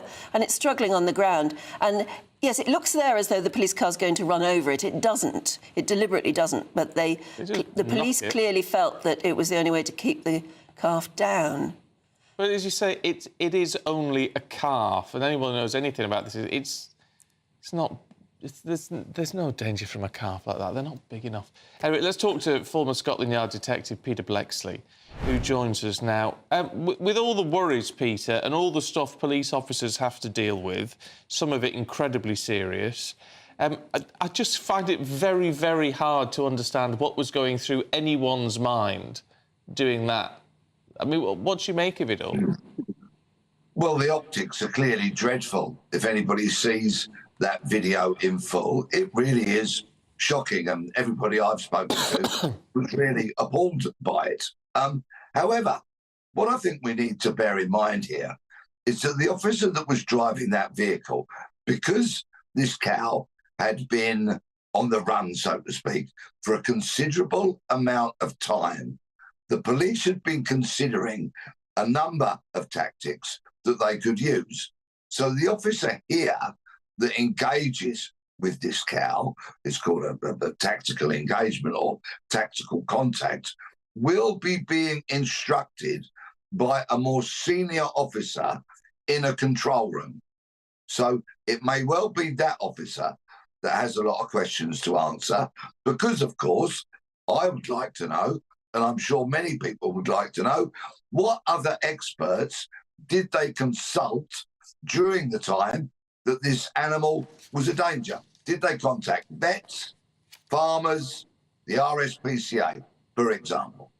Yeah, I mean, we do have incidents, don't we, where, you know, a stray animal like that on a motorway will shut down the entire motorway for a while. They wouldn't ram it. And it can cause huge danger. Yeah. Many viewers and listeners will be familiar with those signs that we drive past when they warn of deer, for example, in rural areas and other animals, and they can cause damage to vehicles and injury to people. So I understand that the police had very much a live, in-the-moment kind of situation, but did they consult with others? Was there alternative methods they could have used rather than this ghastly-looking tactic? What do you make of the Home Secretary? I mean, I have to say, I know it's election time, but it does seem to me, as this quite rightly needs to be looked at, and is being, it seems a bit extraordinary to me that the Home Secretary has jumped on board. Well, we've got an election coming up and votes are at stake. So I think he's jumped on this as an act of pure populism to try and drag the Tories out of the dreadful mire that the opinion polls tell us that they're in. Okay. Yeah, I suppose if you're a politician, you've got to react. You're asked the question, what do you think of what happened to that cow? And he said, well, I need to look into it. It looks bad. Yeah, well, it does Fair look enough. bad. Peter, good to see you. Thanks very much indeed. I have to say, I mean, I used to sort of herd cattle and things through the village, and you just need a stick. I mean, you need a stick. Yeah, so a lot of people say, why didn't they just try and herd it into a front yard or something? Yeah. And it's only... If it was a bull, it'd be a totally different story, thing, yeah. and then, you know, that actually would be justified, because bulls can be extremely dangerous. That's not a dangerous animal. Do you think it's because it just a sign of how citified we are? Yeah, I think and it may well probably be is. that the police in question, and maybe some of the people who lived in that area, were frightened of cows. I think probably. Because we're city folk. Yeah, I think probably they just start getting. Oh, it's, you know, it's a cow. It's a danger. I mean, it just isn't at that size and that age. No. Well, I wouldn't say. Seems a bit of an extreme measure. It's just not right, actually. Just not right. And it's not just bad optics, it looks appalling. It looks cruel, and the images of our police doing something like that to an animal, not good at all. No. Right, it's 21 minutes past 7. Let's have a look at some of the other stories heading into the newsroom this morning. Well, the Prime Minister has slammed President Putin for failing to attend a Ukraine peace conference. Rishi Sunak is among more than 90 Western leaders attending the event in Switzerland. They're hoping to put pressure on Russia to end the war. Gordon Ramsay said he's lucky to be alive after a cycling accident.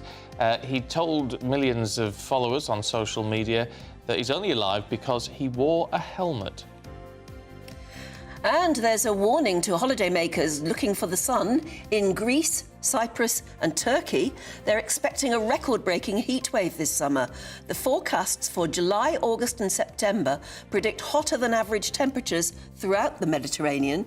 And for instance, on Friday, Cyprus issued its first red alert of the summer, 45 degrees, and that's 10 degrees above the seasonal average.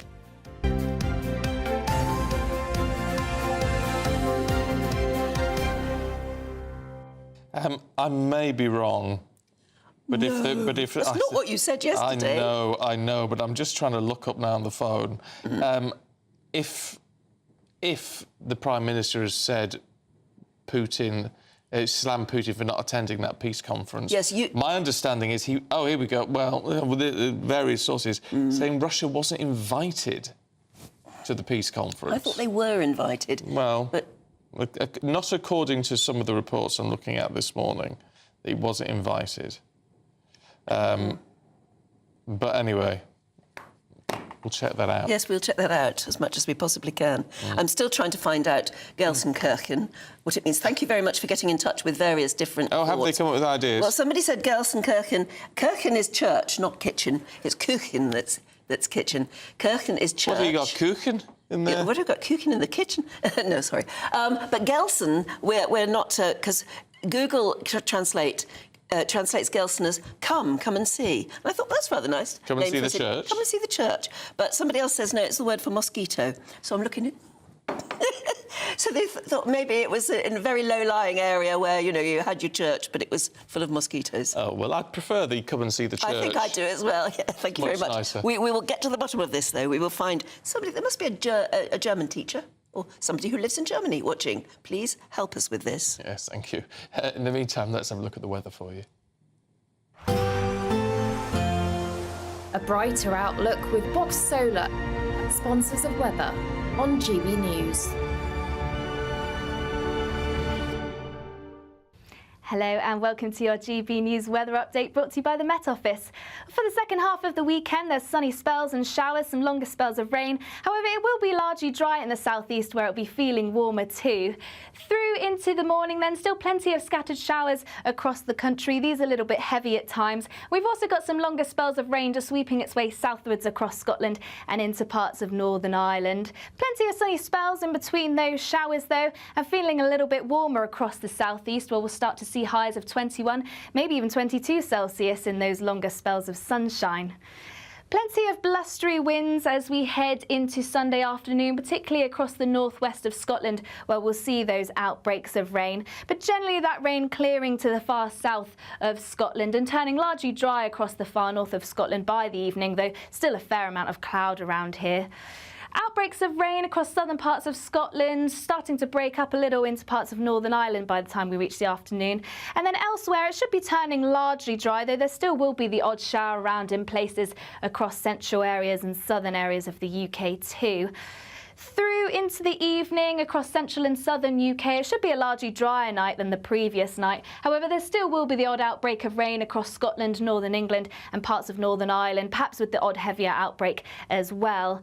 Still plenty of cloud around overnight too, which means on the whole, another fairly mild night on offer to start the new working week. So for Monday then, it should be a largely drier day across central and southern parts of the UK. Still a chance of the odd shower, but plenty of sunshine, particularly if you compare it to the weekend. A bit of a cloudier picture across the northern half of the UK. Still plenty of those showers, which could still be heavy and thundery in places. But once again, the southeast catching the highest of those temperatures with highs of around 22 Celsius. Bye for now. That warm feeling inside from Boxed Boilers, sponsors of weather on GB News. Time for the giveaway now. It's your chance to win more than £16,000 worth of prizes. That's £15,000 in tax-free cash and a whole load of summer treats. It could be yours, but you've got to be in it to win it. So here's how. There's still time to win our Summer Spectacular with an incredible trio of treats, and you could win them.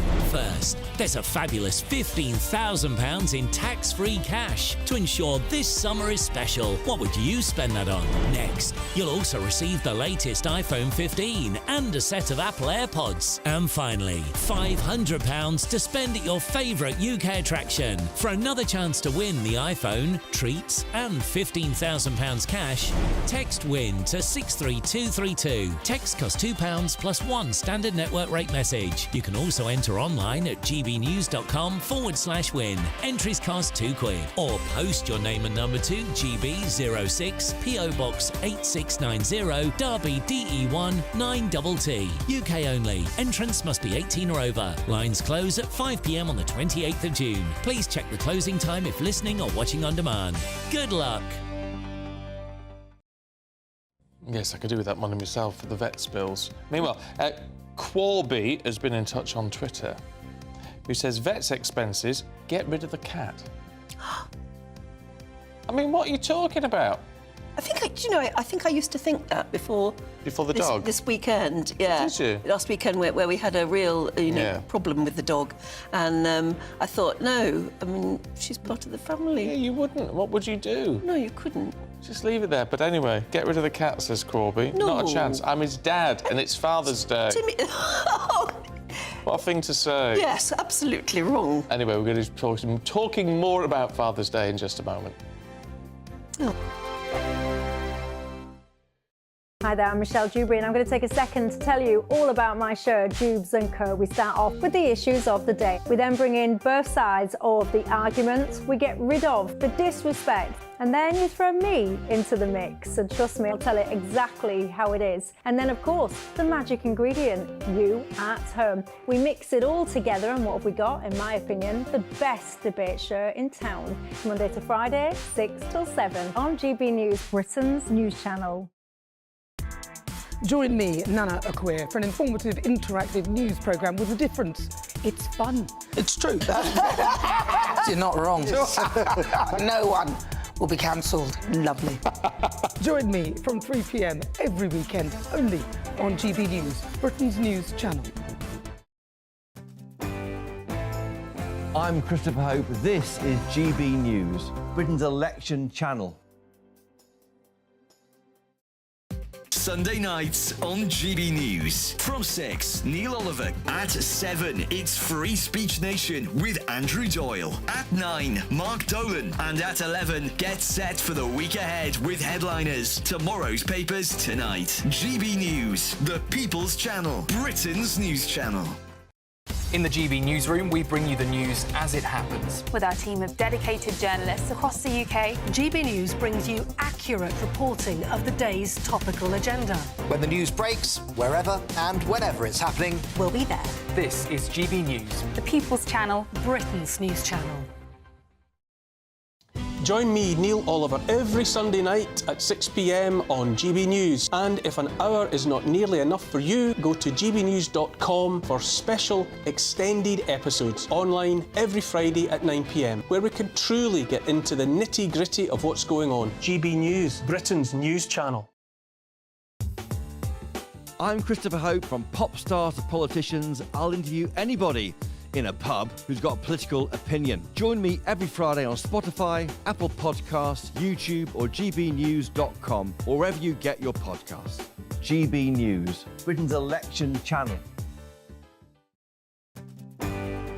I'm Simon Evans, and this is GB News, Britain's news channel.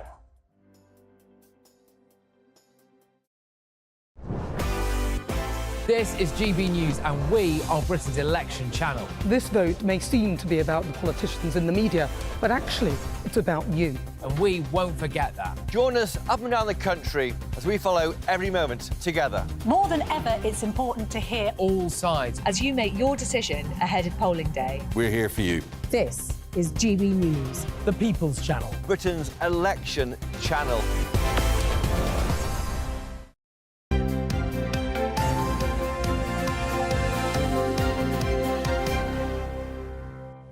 Loads of you getting in touch this morning. Interesting one on the Lib Dems, because I have been going on a bit about Ed Davey, just because of all the Lib Dem leaders. Apparently, he's, in terms of the numbers, he's been the most successful Lib Dem leader for ages, in terms of the polling numbers and things. But I used to spend a lot of time back in the day interviewing Paddy Ashdown, and I used to interview Charlie Kennedy an awful lot, always doing the rounds. But Ed Davey just never pops up on our screens now. I think I've interviewed him once since he's been leader. And then all this campaigning just seems, to me, a little bit strange. Nothing about their policies, but the campaigning seems strange. Anyway, Liesl Dotkins has been in touch. Morning, Liesl. And says, for the first time, the Lib Dems won't get my vote. When the country's in a shambles, the party leader is bouncing on castles and falling off flotation devices. It's a sad day when the country's general election is based on, oh, wow, he's a fun guy, let me vote for them. And that's from someone who's a traditional Lib Dem voter. Yeah, I think, but if you've noticed what he does, is he does something a bit crazy and wacky, I think, to get a picture into the next day's press. But then he immediately comes out and talks to the press in a very serious voice. Yeah, and I just think that he obviously it's clearly a tactic. It's a He thinks it's a way to get the attention, and once you've got the press's attention, you can actually talk to them about what your policies are, and that's definitely what he's doing. It's whether it works, cuts through. Well, he has to cut through the whole idea of it just being a two-party system, doesn't he? Yeah, but don't we just want to hear about policies, proper serious policies? Would he get the coverage in the press if he was just did that sort of serious a job? Well, I don't know. He would on television and radio because there are certain rules we have to follow. Yeah. Whether he would in the papers or not, I don't know. I think he would. I don't know. It's just interesting, but it's interesting to hear from a Lib Dem perspective on that one. Yes. And thank you very much for more of your thoughts on what Gelsenkirchen is. Oh, yes. We know that Kirchen is church, but when you try and get Gelsen translated, I mean, for instance, I've just done it on Google Translate now for about the 13th time, and it comes out as solved. Solved? But that's not how it came out 5 minutes ago when it came out as something else. It came out as come see. And we thought that was a rather nice idea. It was saying, come see the church. And then lots of people have got in touch saying it means mosquito, but it doesn't, as far as I can see. Oh, someone says it means gnat. Someone else says... gnat. A literal translation is Nat Church, but also the City of 1,000 Fires. Or do you mean City of 1,000 Flies? It might be a typo. Yes. I don't know. Very odd. We just need somebody, really, who lives there, please, or knows Gelsenkirchen. The reason also, someone was saying Kuchen means kitchen. Kuchen is kitchen. No, it's not. It's cake. Kuche is kitchen. Yes. As in Kuche. The Kuchen would mean kitchens. Kuchen is a German word for cake, which is much more exciting. We're not very good at our German at the moment, are we? We're not. I did O-level German, but this is flooring me. No. I don't think anything to do with Gelsen. But no, there you go. If you know better, please get in touch. Also, Dawn has been in touch. Morning, Dawn. Says, please could you wish my dad a very happy Father's Day. Noel Nichols is 87 years old. Oh, well done. He's my hero and is loved so very much. So happy Father's Day to you, Noel, from Dawn. And, of course, Dad's up and down the country. Should be enjoying breakfast in bed today, or maybe not. Well, we've been out and about in Bideford in Devon to hear what the people there want to say to their dads. Happy Father's Day, Dad. Happy Father's Day, Dad. Hope you have a great day. Happy Father's Day, Dad. Hope you have the best day ever. Happy Father's Day, Nigel. I hope you have a lovely day. Happy Father's Day, Dad. Hope you have an amazing day. Thank you for always being there. And hopefully we'll have a drink together soon. Happy Father's Day, Dad. Sorry I won't be with you today, but I'm going to make sure to send you lots of photos and hope you have the best day ever. He's a character in his own way, but he's there for us when we need him. He's a very kind, caring person. That's about it. He works really hard for the family and he's been providing food for us for ages now. Ever since I think I was born, and probably before I was born as well. He can be very energetic, he just doesn't like to show it a lot. Nigel was there for me when I was growing up through probably my harder years, and he put up with an awful lot of stuff when I was a teenager and stood by me regardless, and I wasn't the easiest child to grow up with, and now we have a stronger relationship for it. He's never stopped being there for us all. You know, he's a very clever man as well. Dips his hands in a lot of different activities with the kids as well. But no, yeah, he's a really good man. Really good man. Yeah. Happy Father's Day! Oh, that's nice. That was lovely. Happy Father's Day to my dad, who may be watching. He's in Spain at the minute, so he's sitting out there an hour ahead. Eddie Dixon, who is a remarkable man, actually. We've been through thick and thin as a family, and he's always held us together, always sensible, always been careful with the money and all that. I've taught or learnt all my fiscal stuff from my dad. And family is everything to my dad, and I think that's really lovely. Yeah. Looks after us. Happy Father's Day to all of the dads watching at the moment, because you have no idea how important you are. No. Interestingly enough, actually, my nephew is, he's been given some Father's Day gifts today, even though he's not a dad yet.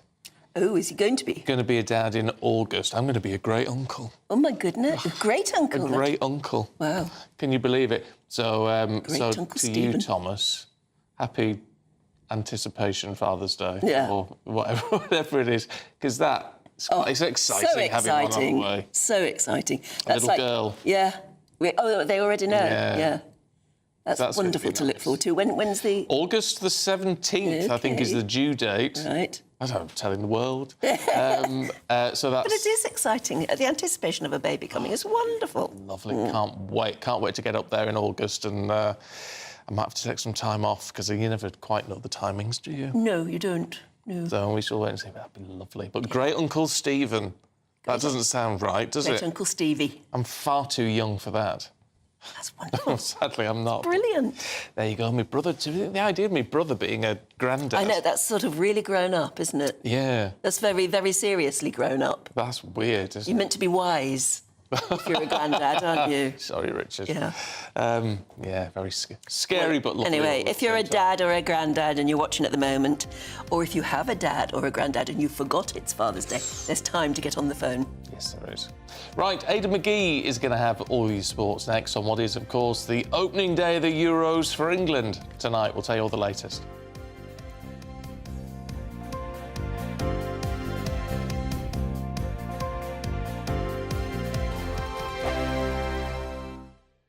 Sunday nights on GB News. From 6, Neil Oliver. At 7, it's Free Speech Nation with Andrew Doyle. At 9, Mark Dolan. And at 11, get set for the week ahead with headliners. Tomorrow's papers tonight. GB News, the People's Channel, Britain's news channel. I'm Michael Portillo. This is GB News, the People's Channel, Britain's news channel. GB News is Britain's election channel. And when the big stories break, we're tackling them on Britain's newsroom. When we disagree, and we disagree a lot, it's even livelier than normal. We don't disagree that much. We do. His comedy, though, is revolting. I knew her, unlike you. That explains Beverly Turner's temperament. It's a bit frosty in here, isn't it? He'll have one of me one day. For dartball practice. Britain's newsroom on GB News. Weekdays, 9:30 a.m. GB News, the People's Channel, Britain's news channel. Hi there, I'm Michelle Dewberry and I'm going to take a second to tell you all about my show, Dubes & Co. We start off with the issues of the day. We then bring in both sides of the arguments. We get rid of the disrespect. And then you throw me into the mix. And trust me, I'll tell it exactly how it is. And then, of course, the magic ingredient, you at home. We mix it all together and what have we got, in my opinion, the best debate show in town. Monday to Friday, 6 till 7 on GB News, Britain's news channel. GB News is Britain's election channel. And when the big stories break, we're tackling them on Britain's newsroom. When we disagree, and we disagree a lot, it's even livelier than normal. We don't disagree that much. We do. His comedy, though, is revolting. I knew her, and unlike you. That explains Beverly Turner's temperament. It's a bit frosty in here, isn't it? He'll have one of me one day. For dartball practice. Britain's newsroom on GB News. Weekdays, 9:30 a.m. GB News, the People's Channel, Britain's news channel. Hi there, I'm Michelle Dewberry and I'm going to take a second to tell you all about my show, Dubes & Co. We start off with the issues of the day. We then bring in both sides of the arguments. We get rid of the disrespect. And then you throw me into the mix. And trust me, I'll tell it exactly how it is. And then, of course, the magic ingredient, you at home. We mix it all together and what have we got, in my opinion, the best debate show in town. Monday to Friday, 6 till 7 on GB News, Britain's news channel. Join me, Nana Akwe, for an informative, interactive news programme with a difference. It's fun. It's true. You're not wrong. No one will be cancelled. Lovely. Join me from 3 p.m. every weekend, only on GB News, Britain's news channel. I'm Bev Turner. Thank you for joining us on GB News, the People's Channel, Britain's news channel.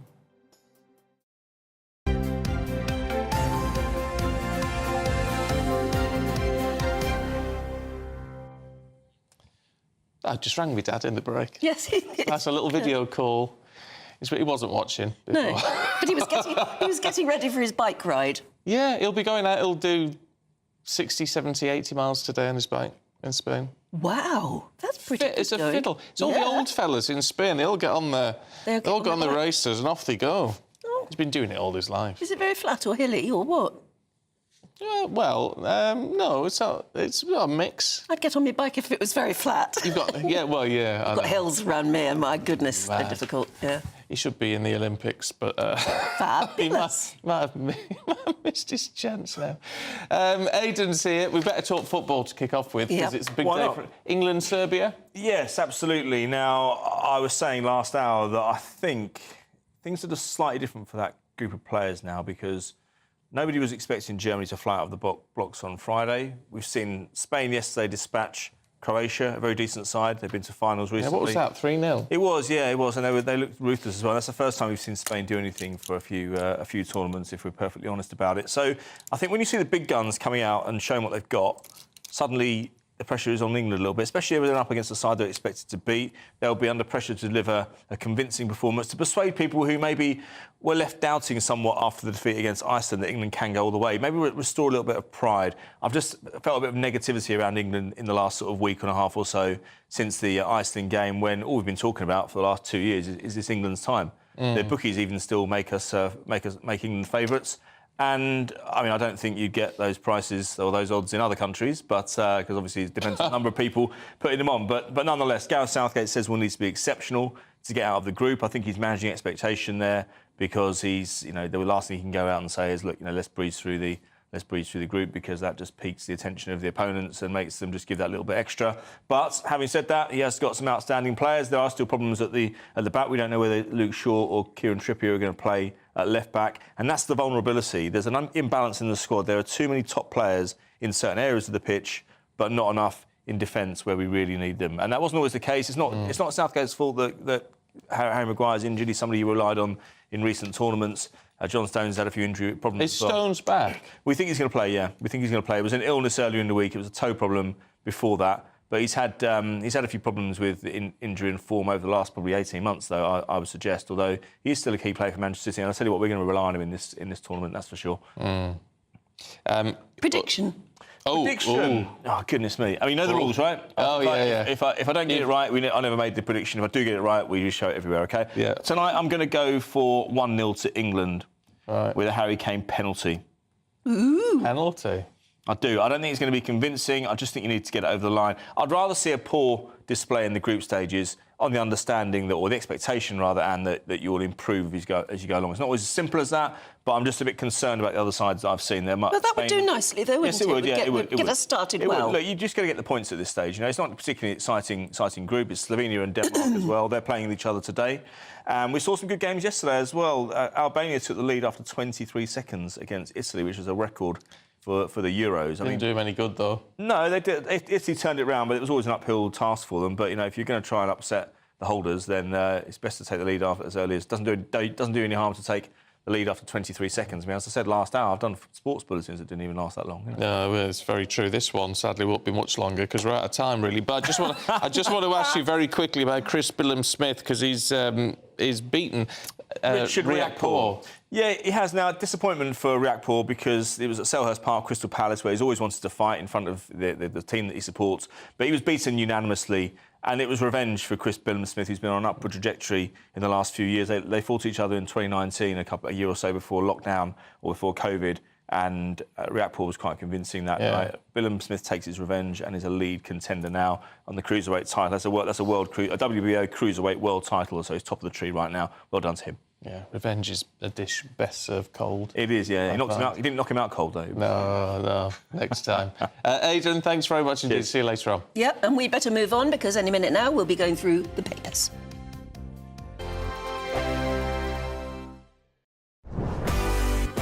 This is GB News and we are Britain's election channel. This vote may seem to be about the politicians in the media, but actually it's about you. And we won't forget that. Join us up and down the country as we follow every moment together. More than ever, it's important to hear all sides as you make your decision ahead of polling day. We're here for you. This is GB News, the People's Channel, Britain's election channel. Good afternoon, Britain. Weekdays from midday.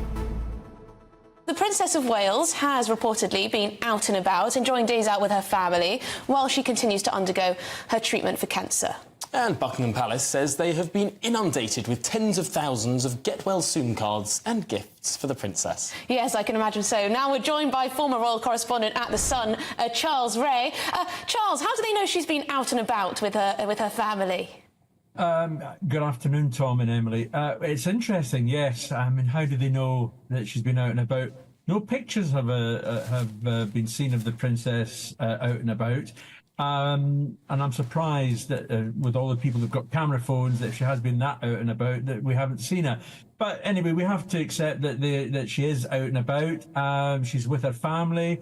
But the palace are making it quite clear, pointing out that this should not be confused with her returning to work anytime soon. There are even some suggestions that she won't return to work probably until the autumn, and there's one suggestion that may not even be till next year. Like her father-in-law, she's not sitting at home with her feet up watching daytime TV. She is actually working. She's actually doing things. And yet, this is a difficult time, of course, for the royal family to navigate everything. The King has cancer, the Princess of Wales has cancer, and we're in the middle of a general election campaign where the royal family have to be very, very careful about where they go, what they do and what they say. Sure. And as you quite rightly say, Tom, I mean, things have had to be cancelled in any case. So during this next 6 weeks, we are not going to be seeing any members of the royal family doing as much as they possibly can or can do prior to a general election. The People's Channel. GB News is Britain's election channel. And when the big stories break, we're tackling them on Britain's newsroom. When we disagree, and we disagree a lot, it's even livelier than normal. We don't disagree that much. We do. His comedy, though, is revolting. I knew her, unlike you. That explains Beverly Turner's temperament. It's a bit frothy in here, isn't it? He'll have one of me one day. For dartball practice. Britain's newsroom on GB News. Weekdays, 9:30 a.m. GB News, the People's Channel, Britain's news channel.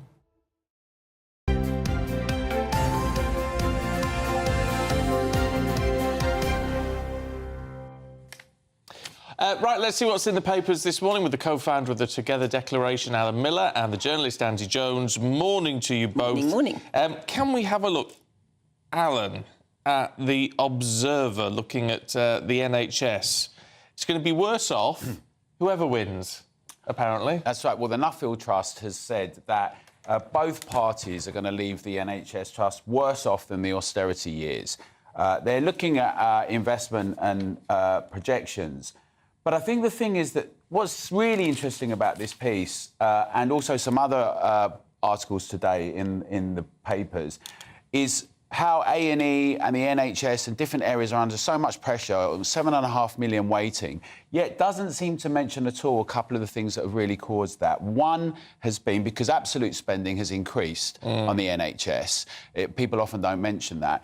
But one has been the COVID-only NHS system and lockdowns and the impact that that had on waiting times, on people with all sorts of cancer at different levels, strokes, heart disease, dentistry, across the board. It has been acknowledged, though, hasn't it, that it was going to cause this massive backlog, even with very serious conditions. I think some people have acknowledged it. The lockdown inquiry hasn't addressed why we even should have had lockdown, so I think that that's very... It hasn't addressed anything that any of us are interested in. It's looked at a lot of WhatsApp messages, though. Yeah. Indeed. And so that, I think, is dishonest. It's also the case that brilliant frontline workers who are very exposed and do a great job, and we've all got experience of them, we've got this other situation of a bloated, sclerotic management system, often very ideological. There's pay for all sorts of equality, diversity and inclusion officers and a range of ESG objectives, nothing to do with keeping people healthy. And so it seems to me that the question of efficiency in the NHS and how we organise it, look at some European models, an honest debate with the public to get them involved in a discussion for a manifesto of what kind of health system we want for the future, not demonising people or saying, you know, you can't criticise the NHS, you're not allowed to say these things, but how can we rationally deal with these things when we've got an ageing population, all sorts of different needs, and efficiency is a key point of this, not just absolute spend. OK. Can we? I don't know how I link from that to this one. This is in the Mail on Sunday, Andy. The EU's bringing in a robot lie detector at borders. Oh, yes. So essentially we're going to have... it's based on facial recognition, and so it's going to be on the lookout for shifty characters. So when people... Get anywhere. Well, exactly. People who are misbehaving in the passenger arrivals queue, people who are filling out a form and looking suspicious. Have you ever seen these sort of crime shows where they have the FBI investigator going, oh, look, you could tell Mr Dixon was lying because he did this facial twitch or scratched his nose 3 times. It's a bit like that, but it's facial recognition, and it goes, oh, there goes Mr Dixon, or Mr Jones, I'm not throwing accusations, and he looks a little bit suspicious, officer, watch him. I mean, they're already doing this anyway. We've got 1,001 cameras on us in arrivals, departures, etc. But it is, look, this person might have an item on them, etc. But they are calling it, obviously, the usual bodies are out saying this is Big Brother gone mad, this is invasive, but... Again, look, security is very, very important. We need to be stopped. We can't constantly say we need to protect our borders and then any issue brought in to protect our borders, or EU borders in this case, we then moan about it. It is interesting, though, when you say the usual... Just 10 seconds, Alan. The usual suspects, because we've also got this issue of facial recognition on our streets inside the UK, and that question of surveillance and scrutiny is a big concern for many. Yeah. All right, lovely. Thanks, both. Here's your weather.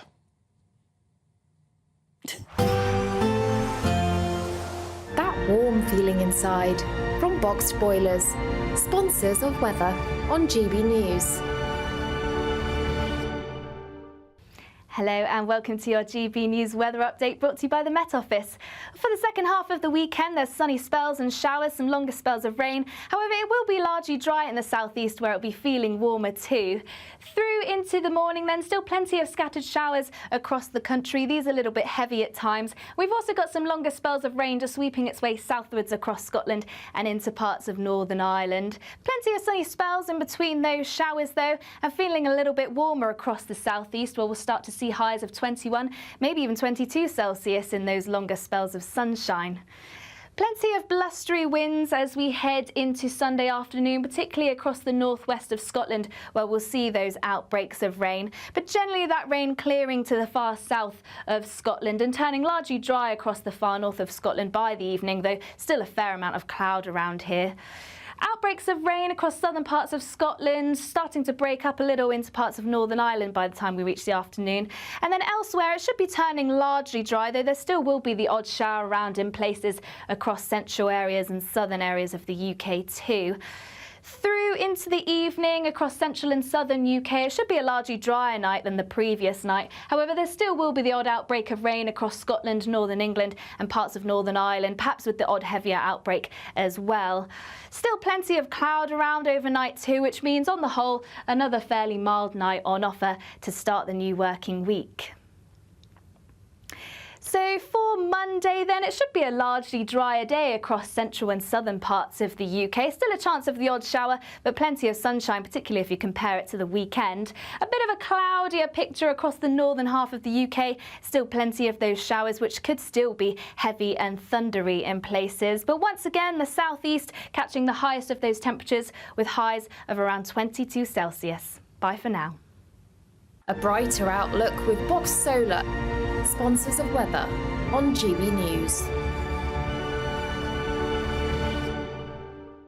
There's still time to win our Summer Spectacular with an incredible trio of treats, and you could win them. First, there's a fabulous £15,000 in tax-free cash to ensure this summer is special. What would you spend that on? Next, you'll also receive the latest iPhone 15 and a set of Apple AirPods. And finally, £500 to spend at your favourite UK attraction. For another chance to win the iPhone, treats and £15,000 cash, text prize to 63232. Text costs £2 plus one standard network rate message. You can also enter online at gbnews.com/win. Entries cost £2 or post your name and number to GB06 PO Box 8690 Derby DE1 9TT. UK only. Entrance must be 18 or over. Lines close at 5 p.m. on the 28th of June. Please check the closing time if listening or watching on demand. Good luck. In the GB newsroom, we bring you the news as it happens. With our team of dedicated journalists across the UK, GB News brings you accurate reporting of the day's topical agenda. When the news breaks, wherever and whenever it's happening, We'll be there. This is GB News. The People's Channel, Britain's news channel.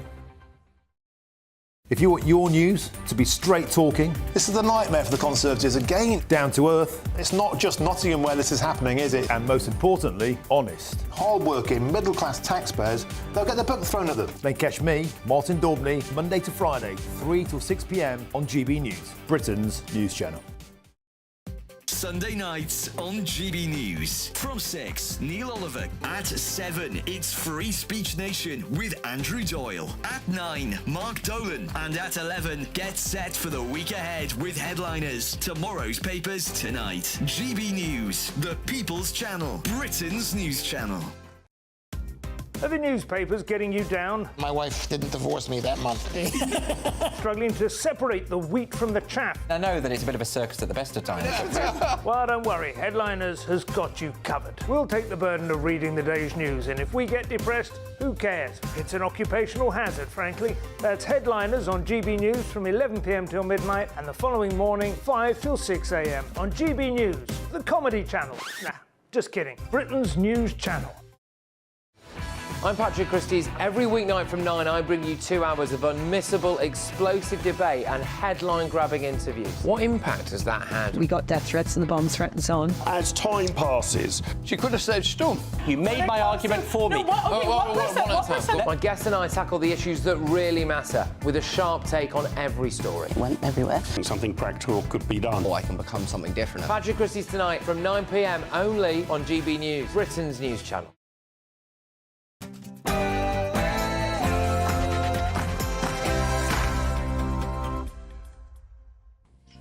Good morning to you. It's 8 o'clock, Sunday, the 16th of June. Today, Tories facing electoral extinction in some new polls today, painting a very grim picture for the Prime Minister.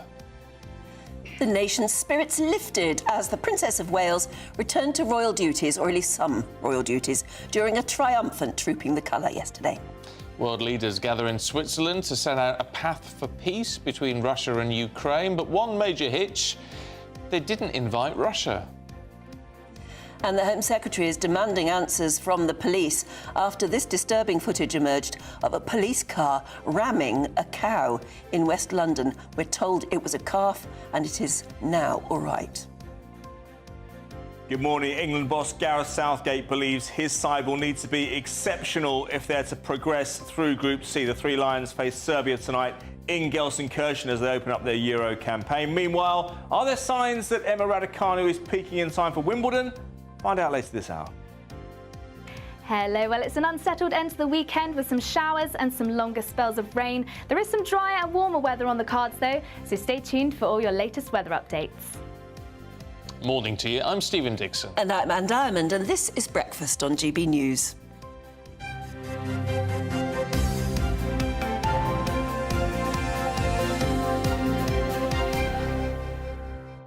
We've made some progress on Gelsenkirchen. Yes. According to Andy Jones, who was just interviewing the papers. Yeah, but he's been looking it up on Google Translate. And Same as me. Wikipedia. Yeah, and Wikipedia. And the latest idea is that we know Kirchen means church, but Gelsen, that's the difficult bit. And depending on where you go online, you get sort of slightly different translation. But it basically means finished or solved. And Andy reckons that that's what it is. The church is finished, so you can come in. It's a strange way to name it. Yeah, a village church, yeah. Yeah. It's places like, do you remember Montevideo? Yeah. Because that means I see the mountain. Yeah. Because apparently that's when they were approaching it and they just went, because they all spoke Latin at the time. Yes, that's right. So it's just stuck. So there's very odd names. I love the derivation of names, though. It's interesting, those. There are, yeah. There's some wonderful ones. What's the one in the one in Somerset? My old editor used to live in Screech Owl. Screech Owl. That's the name of the village. Isn't it beautiful? Oh, it's a bit scary. It is scary. Yeah. With a great setting for a horror movie. It would. Screech Owl in Somerset. Oh, fantastic. Do you live in a weirdly named place? Love to hear from you this morning. Now, let's have a look at the election, should we? More grim reading for the Conservative Party. They're apparently facing electoral extinction. That's according to a new poll from Savanta in the Sunday Telegraph. And it's the lowest vote share since the end of Theresa May's premiership and represents Labour's largest lead since Rishi Sunak became Prime Minister. It's not just the Savanta poll either. The latest MRP poll, and these are these very big ones that are meant to look at individual constituencies, 22,000 people involved in that one, so it's huge, would leave the Conservatives apparently with only 72 seats. Labour would have a majority of 262. Astonishing, isn't it, if it happens? Joining us now from Westminster is GB News Deputy Political Editor Tom Harwood. Hello there, Tom. Do you believe the polls, or are you, rather like the politicians at the moment, very cynical about them? Here's the thing about polls. They've generally got a bad rap in the last few years, but have usually been pretty accurate. In 2019, we saw a couple of these MRP projections, what's known as multi-level post-stratification and regression analysis. Those are those, as Stephen was describing, very extensive individual constituency level analysis polls, and they were pretty much bang on. They said Boris Johnson would get an enormous majority, and they got it within the range that he won. Even in 2017, when lots of polls were off, there were at least, I think it was 6 or 7 polls in the final weeks of the campaign that did show a much tighter race than the other polls. So the question is, are all the polls telling the same story, or are there these outliers that actually show that there's a tight race? And I'm afraid there are no outliers this time round, unlike in 2017 when there were a couple of polls that showed that actually there could be a hung parliament in the offing. This time round, they're all telling the same story, and that should tell us that they're pretty much in the right ballpark. As for the Salvation MRP today, it is extraordinary. The Conservatives down to just 72 seats, a level they have never been in the history of their party. Since the party was founded in 1832, they haven't had that few seats. It would be a really rather extraordinary situation, which is perhaps why Robert Jenrick has taken today to the Daily Telegraph, to the Sunday Telegraph, to say that this split in the right-wing vote between the Conservatives and Reform could leave what he termed as a sort of dictatorship, a Labour dictatorship, for the next 5 years. And his plea to readers of the Sunday Telegraph was to come to the Conservatives, because even on these polls where the Tories and Reform are almost level pegging, are in the same sort of ballpark, the Tories still win many, many more seats, about 10 times the seats than Reform is expected to pick up, because of some incumbency effects, because of the efficiency of the vote where it's spread out around the country as well. But it's pretty extraordinary to see a former government minister just warning of what he calls an effective dictatorship for the next 5 years because of the gap between the Labour vote and the Tory vote, just the sheer number of Labour MPs that are being expected to be elected in 3 weeks' time.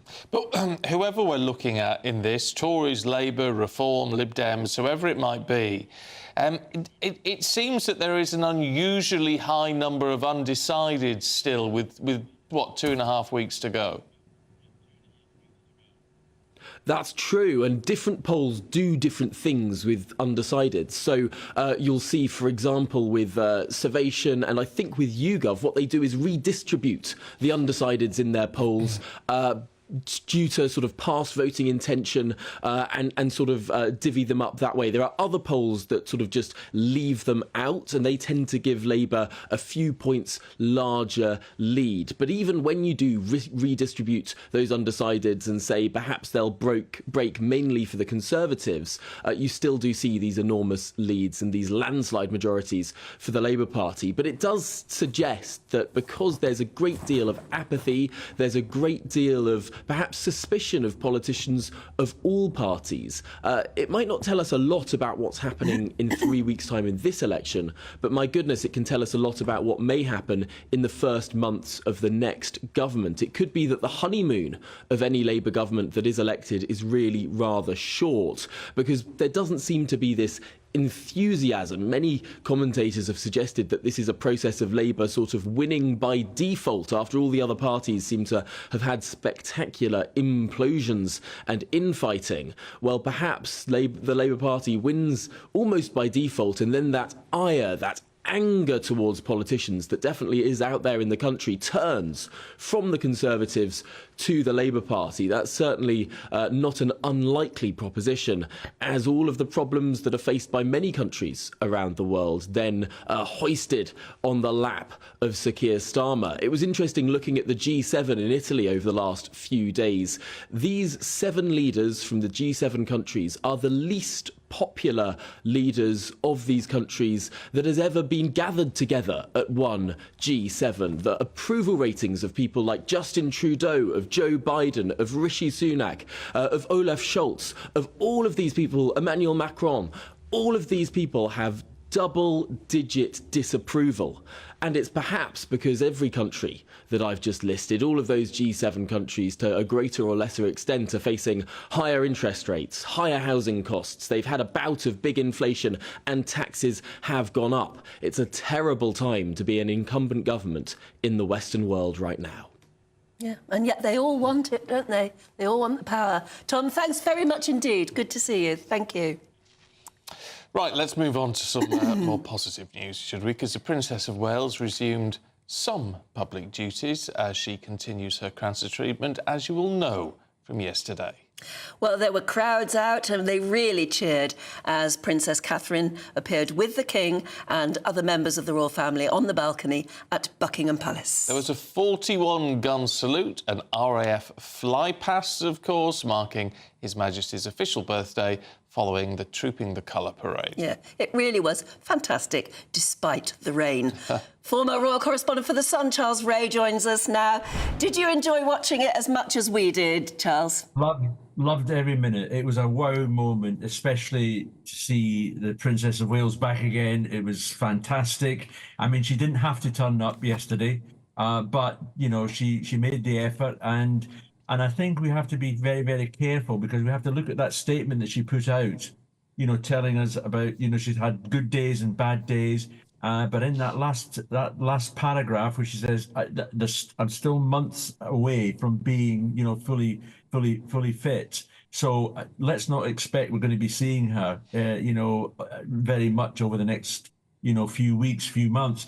And this is a very busy period, of course, for the royal family. You know, we've got the Garter ceremony on Monday, the start of Ascot. We've got the Emperor of Japan coming over as well. Who knows whether she's going to be able to turn up for those or any of those things. No, true. I tell you what struck me, Charles, because I mean, so many commentators yesterday were saying, "Oh, well, it's wonderful. She's, you know, she'll be chomping at the bit to get back out there and what have you." And I couldn't help but think it's probably the last thing she felt like doing, but it shows her sense of duty. I think you're absolutely right. I think you're absolutely spot on. You know, these people who... there's an awful lot of... When you read the papers this morning, there's an awful lot of looking towards, oh, yes, that's it. I'm back. She's back. I don't think she is back at all. I think we have to give the woman time, you know, to try to cope with this cancer. I mean, it doesn't matter what level of cancer you've got. Cancer is a dreadful disease, and it affects people in different ways, as we've seen with the King and the Princess of Wales. They're clearly been affected in different ways. But it was nice to see her back again. I loved her outfit. I mean, I'm not a big fashion expert, as you can probably gather, but she was just fantastic. And one other thing as well, I thought it was really nice to see Lady Louise Windsor, the Duke of Edinburgh's daughter, there on the balcony. That's the first time we've seen, if you like, a non-working royal there, apart from the children. Yes, it made me wonder whether she's actually going to be sort of recruited into the working circle. That's exactly what I thought, and I thought maybe, you know, they're going to give her a couple of jobs to do. I think she'll be very, very popular. And she is very popular within the royal family, but it could be. It's interesting, there was no room for Eugenie or Beatrice, you know, on the balcony. Of course, you know, Dad's in disgrace, and he wasn't there, and neither was Harry and Meghan, which is really just as well. Yeah, but it's interesting, isn't it, about the... I mean, can we call them the Edinburghs now? I don't know if we do or not. Yeah. But, I mean, I think they've been remarkable for a couple that we never saw in the papers or whatever for actually a very long time. They have stepped up to the plate like nobody else, really, in terms of they're really cracking on with it. Yeah, they are. You can't fault them, but let's not forget that years and years ago, you know, both Sophie and Edward had their problems, you know, with various things that were going on. But they have, as you quite rightly say, they've stepped right up to the plate. And, you know, without them, who was going to do, you know, some of these jobs? You've got the old workhorse, and I'm saying that in a nice way of Princess Anne, who just, you know, turns up, does her job, and everybody enjoys her being there. But you've got Edward and Sophie, who really have, you know, taken up the mantle and are doing a fabulous job. And I thought it was a really nice touch when they left the balcony yesterday that Sophie put her hand on William's shoulder as well, you know. So it just shows the affection of the whole thing. Yeah. I tell you what, when they started out in the parade and they were in those the carriages and the half of the carriage was covered and it was always the men sitting in the uncovered half. I didn't know that was protocol, but it was acceptable for the men to get wet, but not the ladies. Yes. Well, apart from Lady Louise, who was the one who was sitting in the spot where the rain was coming down, so that that doesn't quite work. Yeah, I tell you what, you mentioned Princess Anne. I was just looking at you. You might know off the top of your head how old Princess Anne is. She's in her 70s, isn't she? 2 years younger. She's 2 years younger than Charles. Yes. But there she is on horseback in all the regalia in the rain. I tell you what, that woman is remarkable. She is. Yeah. Yeah, she is, absolutely. I mean, it's not just the odd time that she does this. It's all the time. She's just a superb professional, knows exactly what to say, what to do at all the charities, and she's very much loved by the charities that she supports. I mean, they love her to death. Yeah, and I think most of the people love her now because we've learned over the years that she really is a hard worker, and she doesn't suffer fools gladly, and I think we admire that too. Yes. You know, she tells the press to naff off. Good on her. Good on her. And she just sort of gets on with it. She's a pro. She's a proper pro. Yeah, as are you, Charles. As always, really good to see you. Thanks very much indeed. I love Princess Anne. I think she's remarkable. I've never met the woman. I would love to meet her. I'd be very nervous. I've met her at one of these Royal Windsor Horse Show in the sort of VIP tent afterwards, and she, I mean, like when you all of the royals, particularly of that generation, she's so tiny. Oh, is she? Absolutely diminutive little doll. I tell you what she does from a slight insider perspective, because she's gold stick and with the Blues and Rolls in the Household Cavalry, and when she visits, she makes a point that obviously you've got your grunts who are sort of on security on the gate and all the rest of it, or waiting by the helicopter or whatever it might be. And she always makes a point of acknowledging them, coming in and going out again and sort of waving a hand and saying thank you. And I know for the boys and girls involved in that, it means the world. Yes. She's not just sailing through, she makes a point of saying thank you to these, you know, to the grunts. Yeah. The lowest of the low, if you like, they're not officers, they're not anything fancy. She says thank you. And that means a lot. And so you should. That's good manners. But a lot of people would. Very important people don't. Yeah. No. So I just think that's really nice. Since I learnt that, I've had a huge amount of respect for her. Yeah. Good. Anyway, 16 minutes past 8. Let's have a look at what else is happening this morning. Well, there's a warning, that this following story contains some distressing footage because the Home Secretary has called for a full and urgent explanation after a police car rammed a cow in West London. The vehicle hit the cow, it all happened in Feltham, before knocking it to the ground a second time. Surrey police have acknowledged the incident's caused distress, and they've confirmed that they have been referred, or they've self-referred, to the Professional Standards Department. One added note is that the cow is all right. It's a calf, actually, but it is all right. Gordon Ramsay has described himself as lucky to be alive after a bike accident. He said that you've got to wear a helmet, telling his followers on social media to wear a helmet because in his case, he said, it saved his life. And there's a warning to holidaymakers seeking the sun in Greece, Cyprus and Turkey. They're expecting a record-breaking heat wave this summer. Forecasts for July, August and September predict hotter than average temperatures throughout the Mediterranean. It's already happening because on Friday, Cyprus issued its first red alert of the summer, 45 degrees. That's 10 degrees above the seasonal average.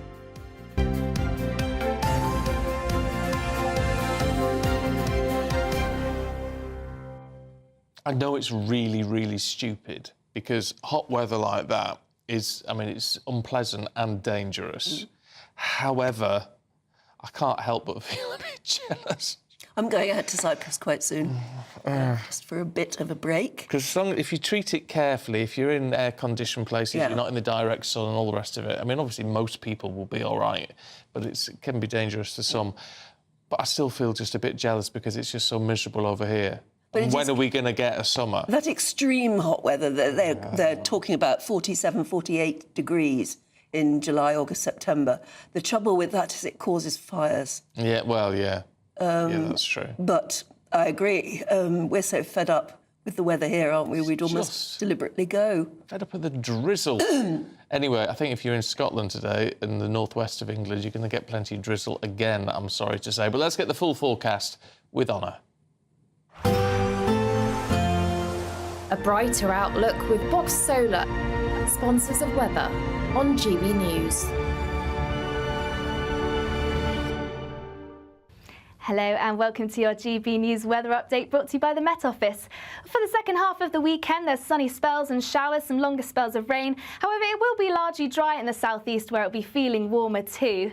Through into the morning then, still plenty of scattered showers across the country. These are a little bit heavy at times. We've also got some longer spells of rain just sweeping its way southwards across Scotland and into parts of Northern Ireland. Plenty of sunny spells in between those showers though, and feeling a little bit warmer across the southeast where we'll start to see highs of 21, maybe even 22 Celsius in those longer spells of sunshine.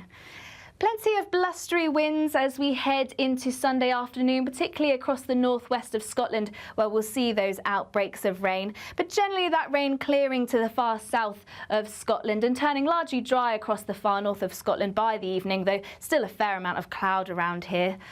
Outbreaks of rain across southern parts of Scotland, starting to break up a little into parts of Northern Ireland by the time we reach the afternoon. And then elsewhere, it should be turning largely dry, though there still will be the odd shower around in places across central areas and southern areas of the UK too. Through into the evening across central and southern UK, it should be a largely drier night than the previous night. However, there still will be the odd outbreak of rain across Scotland, Northern England and parts of Northern Ireland, perhaps with the odd heavier outbreak as well. Still plenty of cloud around overnight too, which means on the whole, another fairly mild night on offer to start the new working week.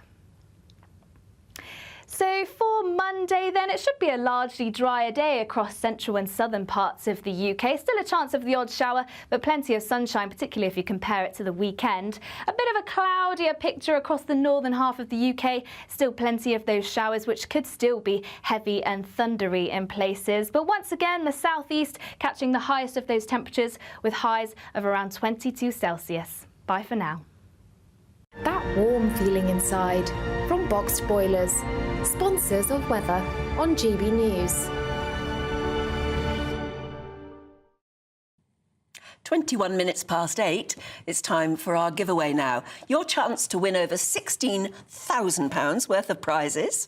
That's 15 grand in tax-free cash and a whole host of summer treats. Could be yours, but you've got to be in it to win it. So here's how. Don't miss out on your chance to win our Summer Spectacular. And have we got a prize for you? First, there's a totally tax-free £15,000 in cash to make your summer spectacular. Spend that extra cash however you like. You'll also win a brand new iPhone, Apple AirPods, and if that wasn't enough, a £500 voucher to spend at your favourite UK attraction. So you can enjoy amazing days out this year. For another chance to win the iPhone, treats, and £15,000 cash, text WIN to 63232. Text costs £2 plus one standard network rate message. You can also enter online at gbnews.com/win. Entries cost £2 or post your name and number to GB06 PO Box 8690 Derby DE1 9TT. UK only. Entrance must be 18 or over. Lines close at 5 p.m. on the 28th of June. Please check the closing time if listening or watching on demand. Good luck. Still to come, we're going to be celebrating Father's Day.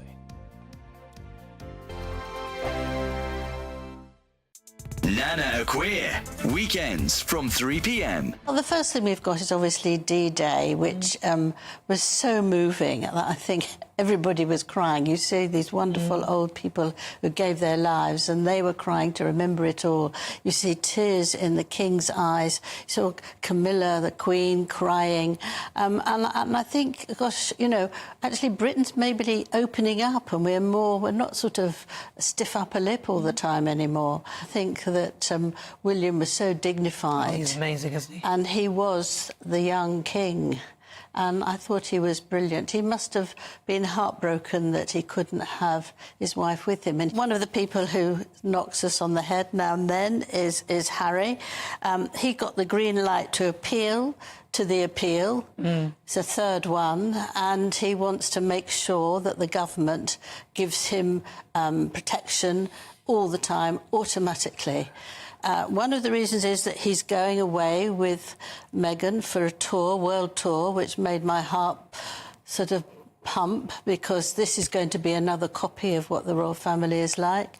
And he wants to be covered. Well, it's not on our tax, frankly. So we, the British public, would pay for this? Yes, yes. It's a joke, isn't it? And he also said he wanted it all done by the end of the month, June, and the judge said he doesn't deserve that. He's not in that VIP category. So he was sort of put in his place, but I don't think he can believe that. And the other thing is the wonderful wedding yesterday. And one of the things I loved, there was a wedding dress, but also I loved the blue velvet shoes. William again was wonderful. Yeah. He was absolutely wonderful. He was ushering everyone around, which seems funny for an heir to the throne, and actually would jump in the bus that was taking them to the celebration. The People's Channel. It's midday. Good afternoon, Britain. Your lunchtime update on the stories that matter across the UK. From breaking news and insightful analysis, inspiring stories and lively debates. Are you comparing yourself to a former Prime Minister? Which is it? Stay informed, stay updated, stay entertained. I just don't know how anyone would not want to be there. Every weekday from midday. We are Good Afternoon Britain, only on GB News. Britain's news channel. This is GB News, and we are Britain's election channel. This vote may seem to be about the politicians and the media, but it's actually about you. We won't forget that. Join us up and down the country as we follow every moment together. More than ever, it's important to hear all sides as you make your decision in the run-up to polling day. This is GB News, the People's Channel. Britain's election channel.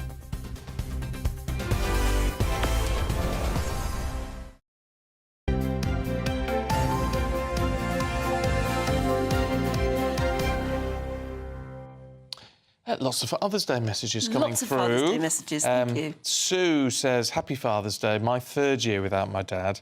Don't take your dad for granted. You're lucky to have one. Make memories. Very true. Yeah, Claire says, my dad means the world to me.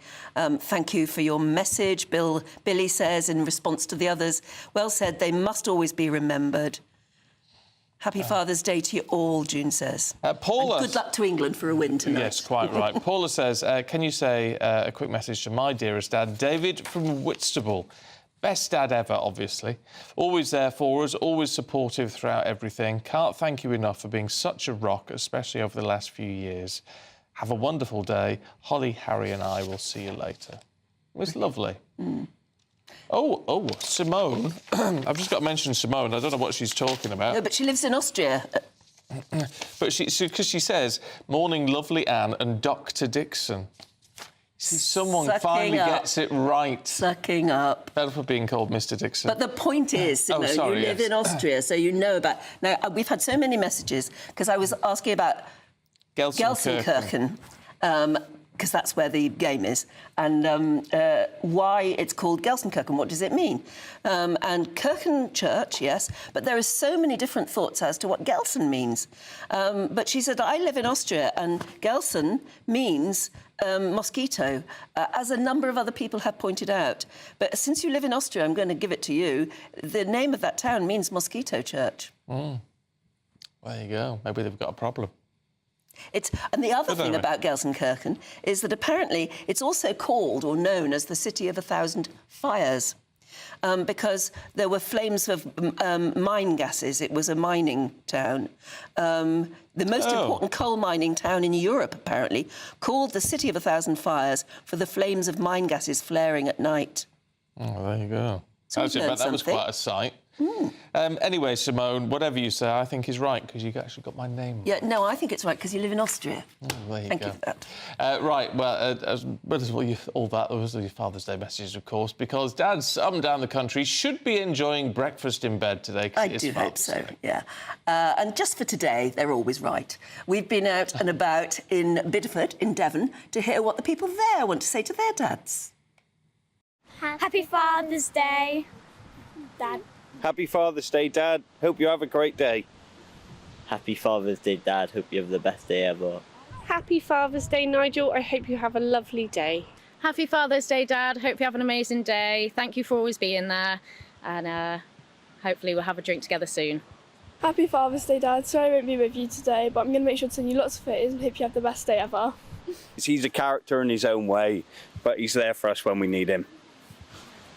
He's a very kind, caring person. That's about it.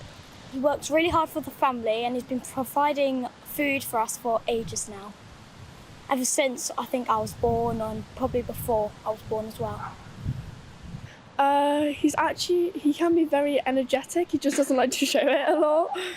Nigel was there for me when I was growing up through probably my harder years, and he put up with an awful lot of stuff when I was a teenager and stood by me regardless, and I wasn't the easiest child to grow up with, and now we have a stronger relationship for it.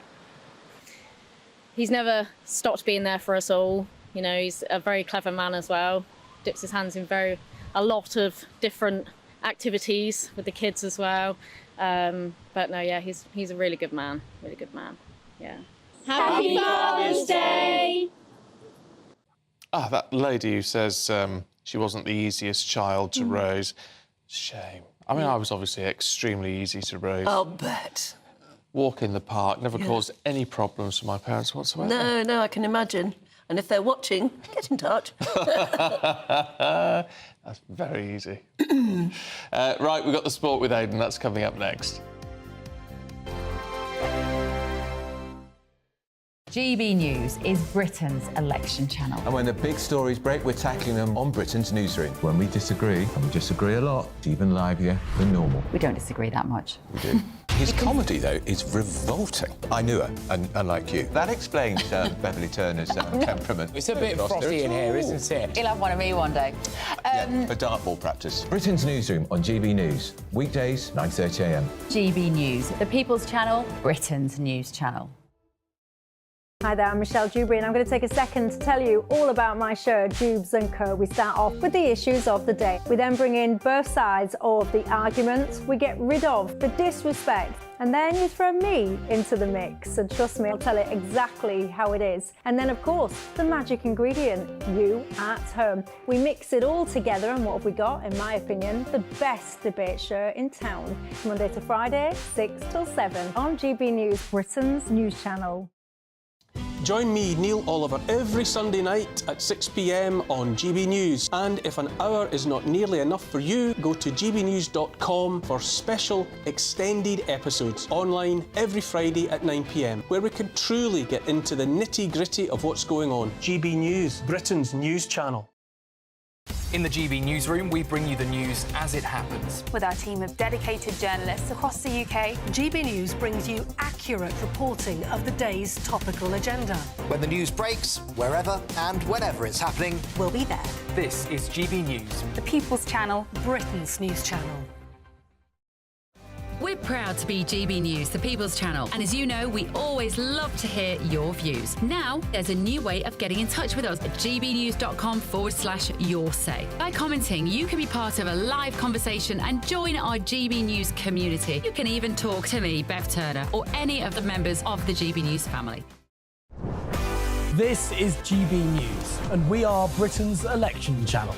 This vote may seem to be about the politicians in the media, but it's actually about you. And we won't ever forget that. Join us up and down the country as we follow every moment together. Now, more than ever, it's important to hear all sides as you make your decision ahead of polling day. We're here for you.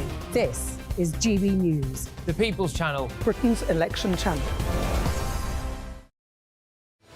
I'm Patrick Christie's. Every weeknight from 9, I bring you 2 hours of unmissable, explosive debate and headline-grabbing interviews. What impact has that had? We got death threats and the bomb threats on. As time passes, she could have saved Storm. You made my argument for me. My guests and I tackle the issues that really matter with a sharp take on every story. Went everywhere. Something practical could be done. Or I can become something different. Patrick Christie's tonight from 9 p.m. only on GB News, Britain's news channel.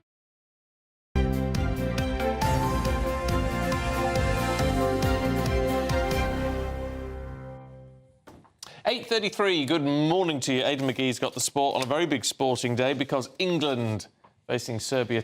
What time is it? 8 o'clock? 8 o'clock, yeah, in Gelsenkirchen, apparently. I was told it was Gelsenkirchen when I was there, but I've clearly got it wrong. Simone said you butchered it. Yeah. Oh, no. So, but I mean, who knows? Simone, well, she's not Gelsen wrong. meaning mosquito, so literally in Austrian it means mosquito church. But Megan, thank you, Megan, who has actually, she knows Gelsenkirchen well, says it's Felsen. It's probably more likely to come from Felsen, which means rocks. This would mean church on the rocks. Well, I saw Man City play there in 2008, Man United there in 2011. It's a fantastic football arena, and that's where all the England fans are congregating tonight. They've got a fan park there as well, but it's down to the players now. Was there a church on the rocks? Not that I recall, though. Both the times I went were night games.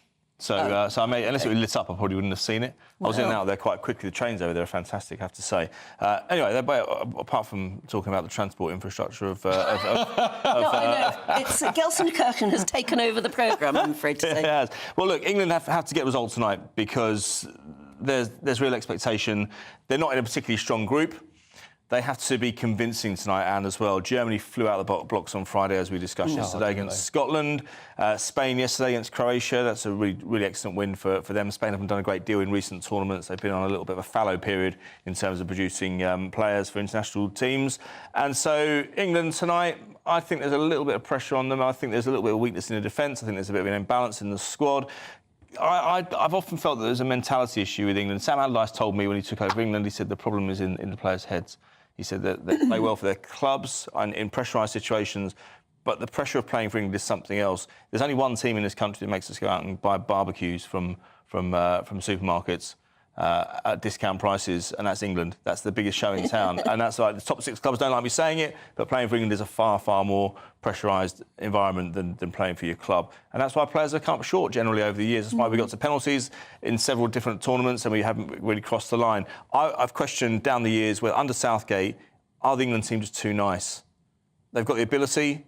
They can beat decent sides, but they can't seem to seal the deal. But I thought we credited him with that ability to build a team that thinks like a team and doesn't think just like a bunch of individuals. Well, yeah, that's true. I mean, one thing, Southgate latterly in his playing career was on the periphery of the England squad in the latter years when Sol Campbell was in the team and Rio Ferdinand, John Terry, etc. And so he was able to take a dispassionate view of how the squad was in camp.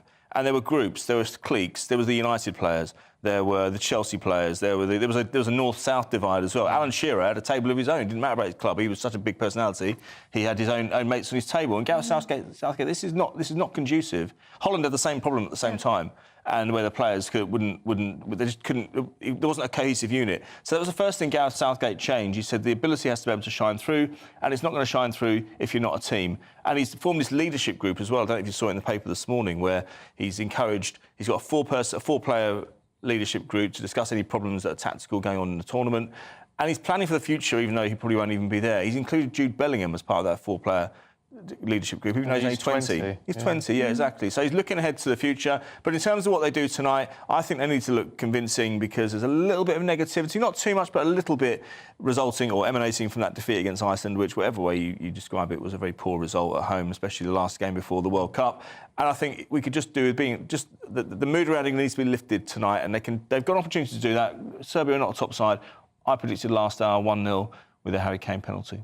All right, talking about having to show some confidence and moving on, what about Emma Raducanu? It's Nottingham Open, isn't it, this week? Yes, that's right. So she's leading Katie Boulter, another Brit, who's 27 years old, and she's shown signs in the last month or so that she might be returning to somewhere near her best. She was, of course, in 2021, the US Open champion. She didn't even drop a set. I've never seen in any sport a performance like that from a teenager. It was absolutely extraordinary. It made what Wayne Rooney did for Everton in 2002 when he was 16 look pretty average.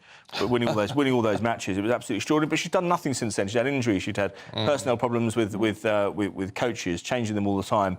But she's not won the semi-final. She's only a set up. It got suspended last night in Nottingham. But she's looking good on grass. She hasn't really got much form on grass, actually. Don't forget the US Open is hard court. And we'd love to see her do well at Wimbledon. Whether you can just pick it up after so long out of contention and then go and win a Grand Slam, I don't know. But if she's showing good form last night. She had a little bit of a tweak of her ankle during the tie-break. But hopefully she stays fit. And we would love to see her perform well at Wimbledon. Yeah, we would. Later this month. Because I'll tell you what, that takes... Whatever anyone says, even if she does nothing else in her career, that achievement was absolutely astonishing. And we want to see her. We're all curious that someone can perform. Can someone perform that well, and then we never see her again? We want to see her back on the grass, especially on a home tournament. Yeah, it'd be wonderful. Would be wonderful to see. We're out of time. Good to see you this weekend. It's been very good to see you. You be good. I will. Have a great evening. Oh yeah, good party tonight. Yeah, I'm the host with the most. Yeah, of course you are. Wayne's been in touch, says, Stephen, Wayne. you asked if for unusual place names. Oh, yeah. I'm from Bury, as in B-U-R-Y. I live on the border of Bury and Ramsbottom. Many years ago, I used to know Alex Higgins. Oh. He lived in Ramsbottom, and he used to call it sheep's arse. Am I allowed to say that on It's the second time you've said it this morning as well. Isn't Ramsbottom where... Yes, you have. Yeah, you said it When this did I morning. say When you were arse? talking about... I've just said it 5 times now, the sorry. outfit. Her outfit and... Yeah. Oh, yeah, Eliza well, I was Doolittle. quoting Eliza Doolittle, and I still am. I think Ramsbottom was where Robert Peel was from, was he not? Don't know. Who founded the police? I've been so As in Peeler. Yeah. Keep your eyes peeled. Yeah, I used to go to Ramsbottom sometimes. All right. Oh, there you go. Is there anywhere it hasn't been? Not far. That's whatever else. Shall we take a break? We'll be back with the papers.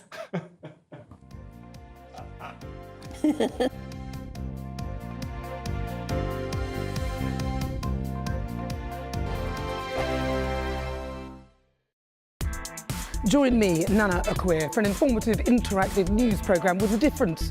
It's fun. It's true. You're not wrong. No one will be cancelled. Lovely. Join me from 3 p.m. every weekend, only on GB News, Britain's news channel. We're proud to be GB News, the People's Channel. And as you know, we always love to hear your views. Now, there's a new way of getting in touch with us at gbnews.com/yoursay. By commenting, you can be part of a live conversation and join our GB News community. You can even talk to me, Bev Turner, or any of the members of the GB News family. This is GB News, Britain's news channel. The woke be with you these days, not the force be with you.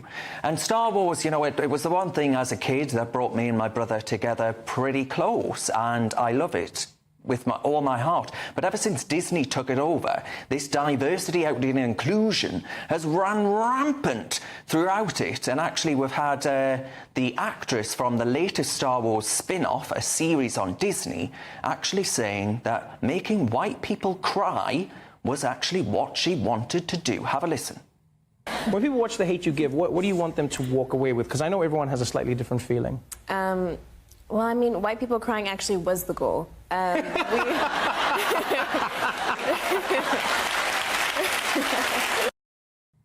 Yeah, so that diversity, equity and inclusion running rampant throughout Hollywood and ruining really good franchises. Actually ensuring, apparently, R2-D2, the little robot, you know, that scoots about and gets on the starships and all the rest of it, apparently that could be a lesbian now. She's half white, this actress. This is what I don't understand. She's half Danish, then half African-American. I have skin in this game, as you know, with a mixed-race child. Nobody ever sees a mixed-race child as half white. They see them as black. We used to say that to focus on the colour of someone's skin was rampant racism and therefore we ought to reject it. Now we're saying actually potentially the only thing that we should notice about a person is the colour of their skin. I don't really think she was actually wanting white people to be sobbing, and it wasn't malicious, but it's just this silly kind of ruination of something that's meant to be entertainment and fun. I wouldn't go as far as to say Star Wars is art. I'm not. It is, you know, excluding people. Yeah. It's actually dividing people. Once again, by the colour of their skin, we are teaching people to not like each other. The People's Channel. In the GB newsroom, we bring you the news as it happens. With our team of dedicated journalists across the UK, GB News brings you accurate reporting of the day's topical agenda. When the news breaks, wherever and whenever it's happening, we'll be there. This is GB News, the People's Channel, Britain's news channel.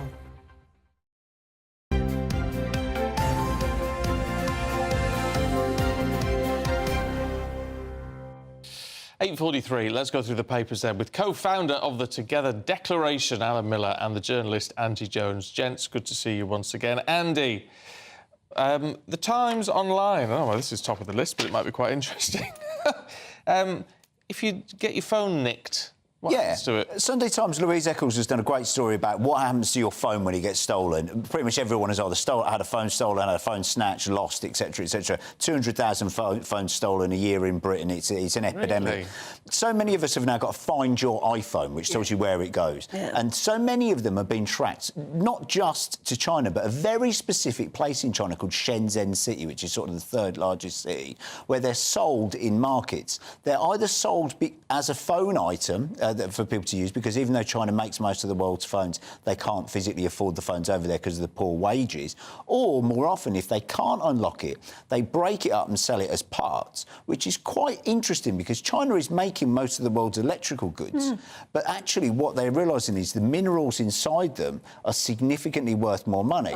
And so while we're chucking away our microwave, our toaster, our phone because it doesn't work anymore, actually China are realising that the money is in those minerals and they're repurposing those, stripping them and selling them. Metals, aren't they? Yeah, and the other market is, of course, data. They want your data. That's where they can make money, fraud, scams, etc. And increasingly, a lot of people are having their phones stolen, and then a couple of weeks later, they're getting angry messages from some Chinese fraudster or a fraudster or elsewhere who are going, unlock your phone or I'm going to get you, we know where you live.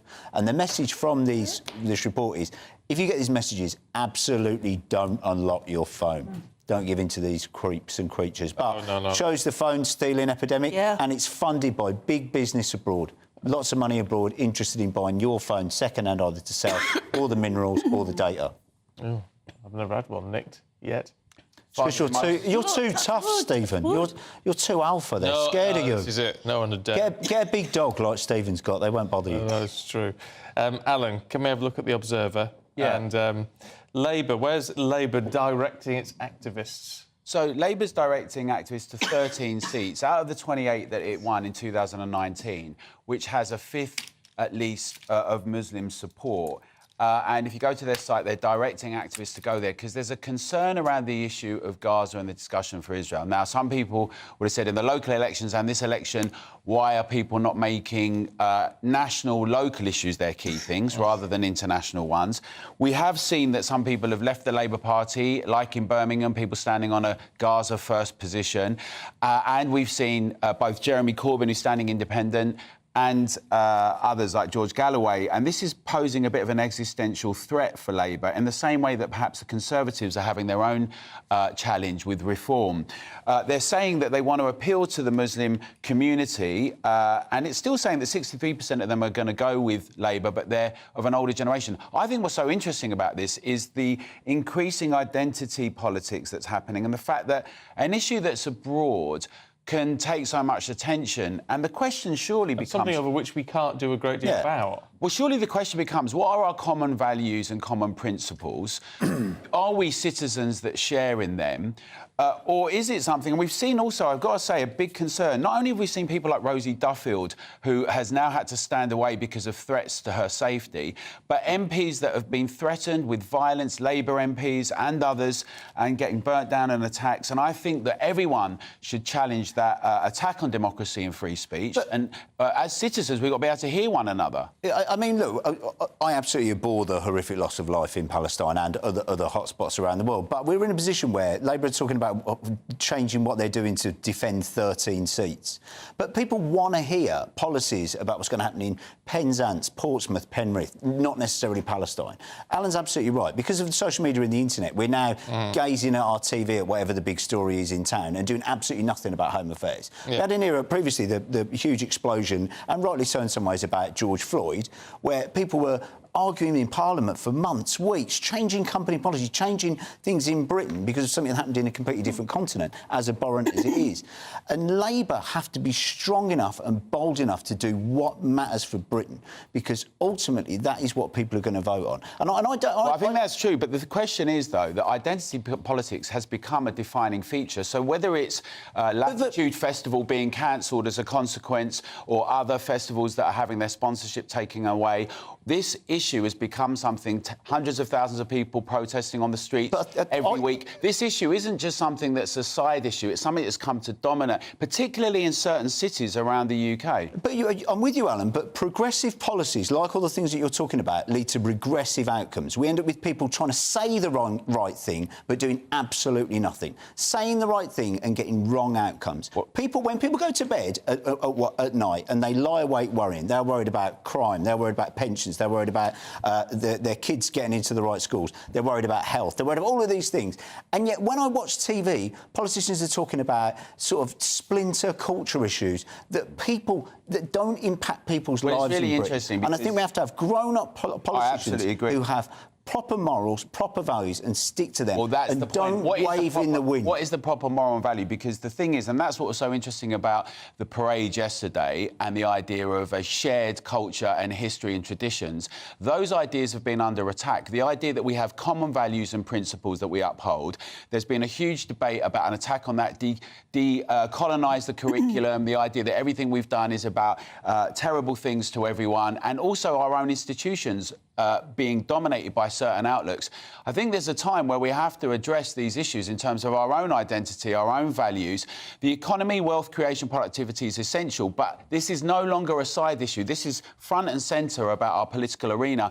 And it does strike me that we need to be able to assert the questions of a principle around common values that so many people get tongue-tied about in Labour and the Conservatives. Quite. I mean, we talk about decolonise the curriculum and these other things, and people should be aware of the things that Britain have done previously in different generations, but decolonise the curriculum, but there's kids going to school who don't know how to brush their own teeth, who don't know how to use the toilet, who can't read and write, and all these other things. And we chase the shiny message, the soundbite, what works on social media, what lands on 24-hour rolling news coverage, and the big problems are being neglected. Well, they are, but you talked about business, but I've got to say this, but Barclays Bank had several banks 20 banks smashed and smashed up. So the thing is, we talk about shiny issues, but I don't think we should underestimate. And look at what's just happened in Europe, in France and Germany. Yeah, but how do you deal with that without not glamorising, but that just shines more light on these issues, which shouldn't actually be effective. Well, I think the thing is they're there, right? The idea that you should shut things down and attack them. We've seen them with protesters around Just Stop Oil.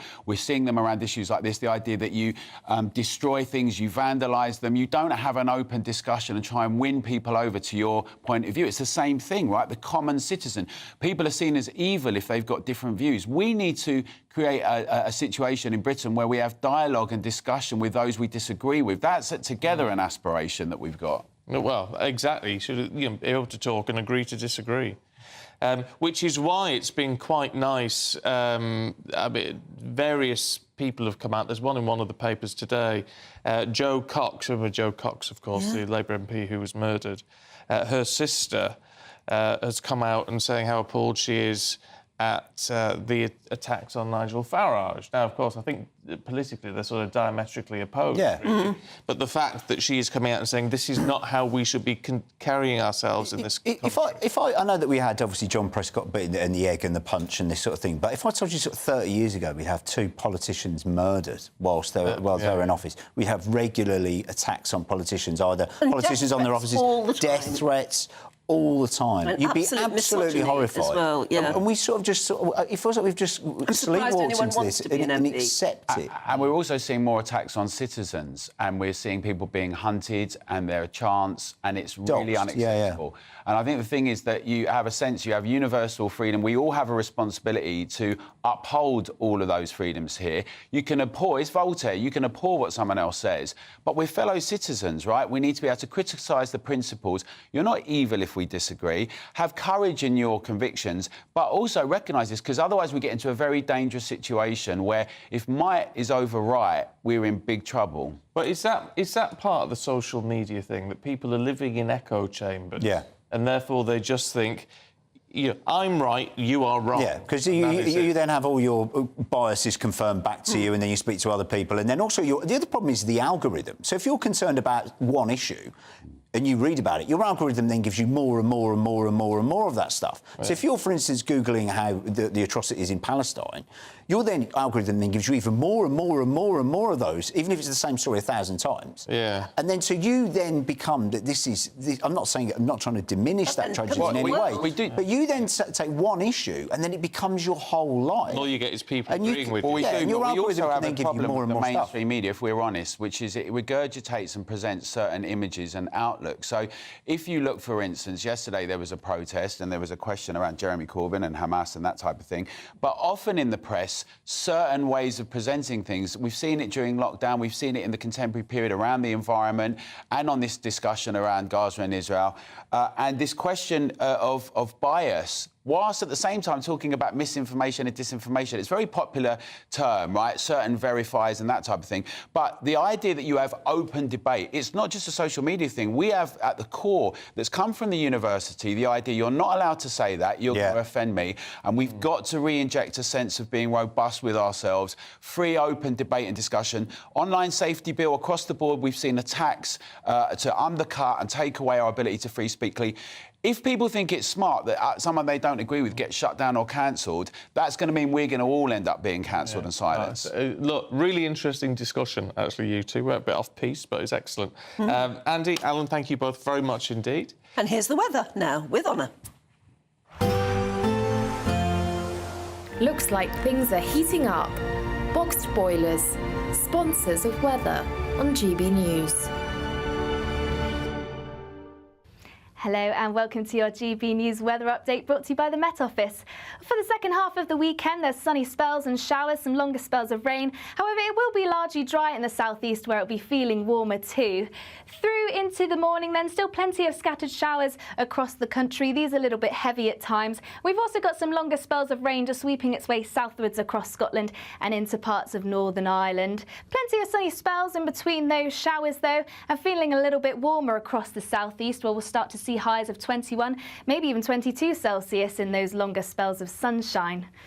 Plenty of blustery winds as we head into Sunday afternoon, particularly across the northwest of Scotland, where we'll see those outbreaks of rain. But generally that rain clearing to the far south of Scotland and turning largely dry across the far north of Scotland by the evening, though still a fair amount of cloud around here. Outbreaks of rain across southern parts of Scotland, starting to break up a little into parts of Northern Ireland by the time we reach the afternoon. And then elsewhere, it should be turning largely dry, though there still will be the odd shower around in places across central areas and southern areas of the UK too. Through into the evening across central and southern UK, it should be a largely drier night than the previous night. However, there still will be the odd outbreak of rain across Scotland, northern England and parts of Northern Ireland, perhaps with the odd heavier outbreak as well. Still plenty of cloud around overnight too, which means on the whole, another fairly mild night on offer to start the new working week. So for Monday then, it should be a largely drier day across central and southern parts of the UK. Still a chance of the odd shower, but plenty of sunshine, particularly if you compare it to the weekend. A bit of a cloudier picture across the northern half of the UK. Still plenty of those showers, which could still be heavy and thundery in places. But once again, the southeast catching the highest of those temperatures with highs of around 22 Celsius. Bye for now. That warm feeling inside from Boxed Boilers, sponsors of weather on GB News. Don't miss out on your chance to win our Summer Spectacular. And have we got a prize for you? First, there's a totally tax-free £15,000 in cash to make your summer spectacular. Spend that extra cash however you like. You'll also win a brand new iPhone, Apple AirPods, and if that wasn't enough, a £500 voucher to spend at your favourite UK attraction, so you can enjoy amazing days out this year. For another chance to win the iPhone, treats and £15,000 cash, text prize to 63232. Text costs £2 plus one standard network rate message. You can also enter online at gbnews.com/win. Entries cost £2 or post your name and number to GB06 PO Box 8690 Derby DE1 9TT. UK only. Entrance must be 18 or over. Lines close at 5 p.m. on the 28th of June. Please check the closing time if listening or watching on demand. Good luck. Mark Dolan Tonight. Weekends from 9 p.m. England's new patron saint, Gary Lineker, a man holier and more virtuous than Mother Teresa and Gandhi combined, strikes again. Never one to miss the chance of some moral posturing, goal-hanging PR opportunist Lineker has spoken out about tonight's Champions League final. He tweeted the following: "This is the first time I'll be cheering for Real Madrid in a Champions League final." The German side Dortmund have signed a 3-year sponsorship deal with weapons manufacturer Rheinmetall. Now, Gary Lineker is not a stupid person. Following a stellar career on the pitch, it was a storied transition to broadcasting. And let me tell you, he's worth every penny of that £1.3 million a year of licence fee payers' cash to introduce football clips. So how did it escape the attention of this bright man that our democracies and our freedoms are protected and defended by the weapons produced like companies such as Rheinmetall?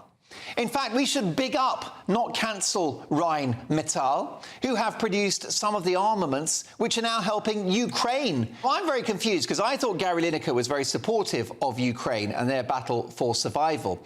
But now he wants to take their weapons away. I'm very, very confused. After all, they're going to need weapons with which to defend themselves. They can't fight by sending off tweets like Gary does. Now, many people love Gary Lineker. He has over 8 million followers on Twitter. This idol of the progressive left battled HMRC in court to reduce his tax bill by almost £5 million. This latest Lineker rant about war is weapons-grade nonsense. Sorry, Gary, but you're firing blanks. The People's Channel.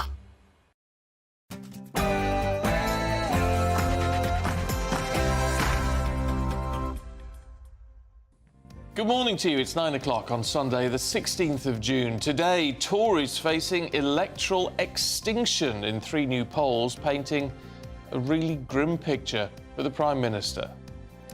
The nation's spirits lifted, though, as the Princess of Wales returned to some royal duties during a triumphant Trooping the Colour.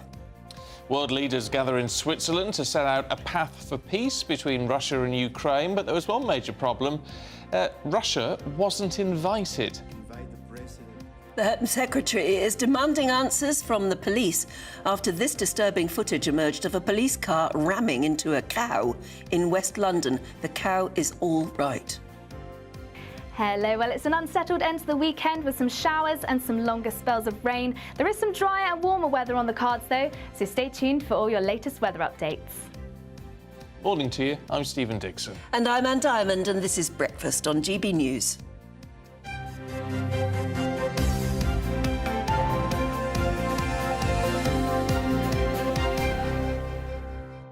Just an interesting one on the cow. Because I think it's really disturbing, actually. It is, yeah. What I don't quite understand is why the Home Secretary has got involved. But interesting. Kevin says, amazing the Home Secretary gets involved in a minor road traffic incident, but no ministers involve themselves over the post office scandal to avoid misery for hundreds of innocent postmasters and their families. Could it be election month? But to be fair, he would have been asked about it. So he had to give some comment. Well, yes. It doesn't mean he sort of went to all the trouble of volunteering that information. He would have been out and about, electioneering probably.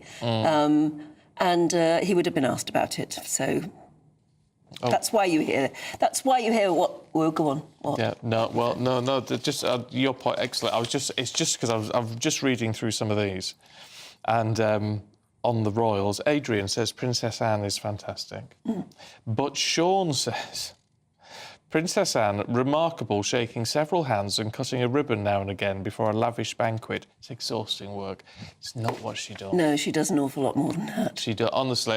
It's just because you don't read about it or see it on the news doesn't mean she isn't busy nearly every day doing something. And she wouldn't be so well respected if she didn't turn up and do these things. Look, I totally get your point, because that's what you just tend to see on screen. But I know from people who've done quite a lot with her, just what she is actually... I mean, she really rolls up her sleeves and gets stuck in to these things. So I think you're wrong on that one, Sean. Huge amount of respect for Princess Anne.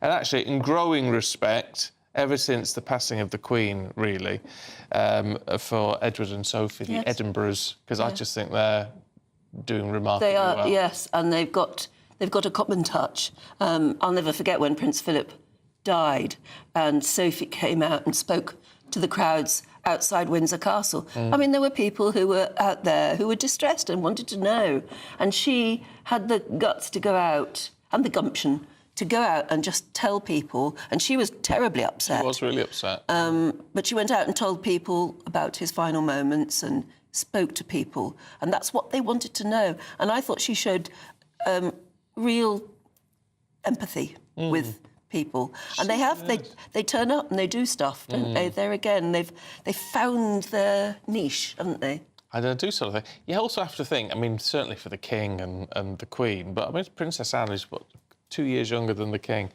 To be out doing all that and have all this work to do in your 70s. Yes, and I know that people will say, yes, but they're so well looked after and they go home to a life of luxury and all. But they do actually. It is work. It is work. And I'm not sure when you're 70 plus whether you fancy you being told you've got a full diary tomorrow, you're going to have to wear this and this. And you're going to have to talk to these people, and this is the homework you have to do to be able to talk to these people. You never get and then to retire. Then you're going to get into a posh car or something, but you're going to be driven for hours up the motorway to go to another gig up there. I think really that hard must work. be pretty hard work, yeah. Yes, definitely a gilded cage. And that is another reason why we have to, as Charles Ray was saying earlier, not to just from now on expect Catherine to turn out and do these things. She made it very clear that she had good and bad days and that she was going to have to take the next 6 months very, very slowly. Yeah. So we mustn't sort of be demanding and say, where's Kate? Why isn't she here? No. Because that's not what it's about for her at the moment. Give her time. We can demand things of our politicians, though. Boy, are we doing that at the moment.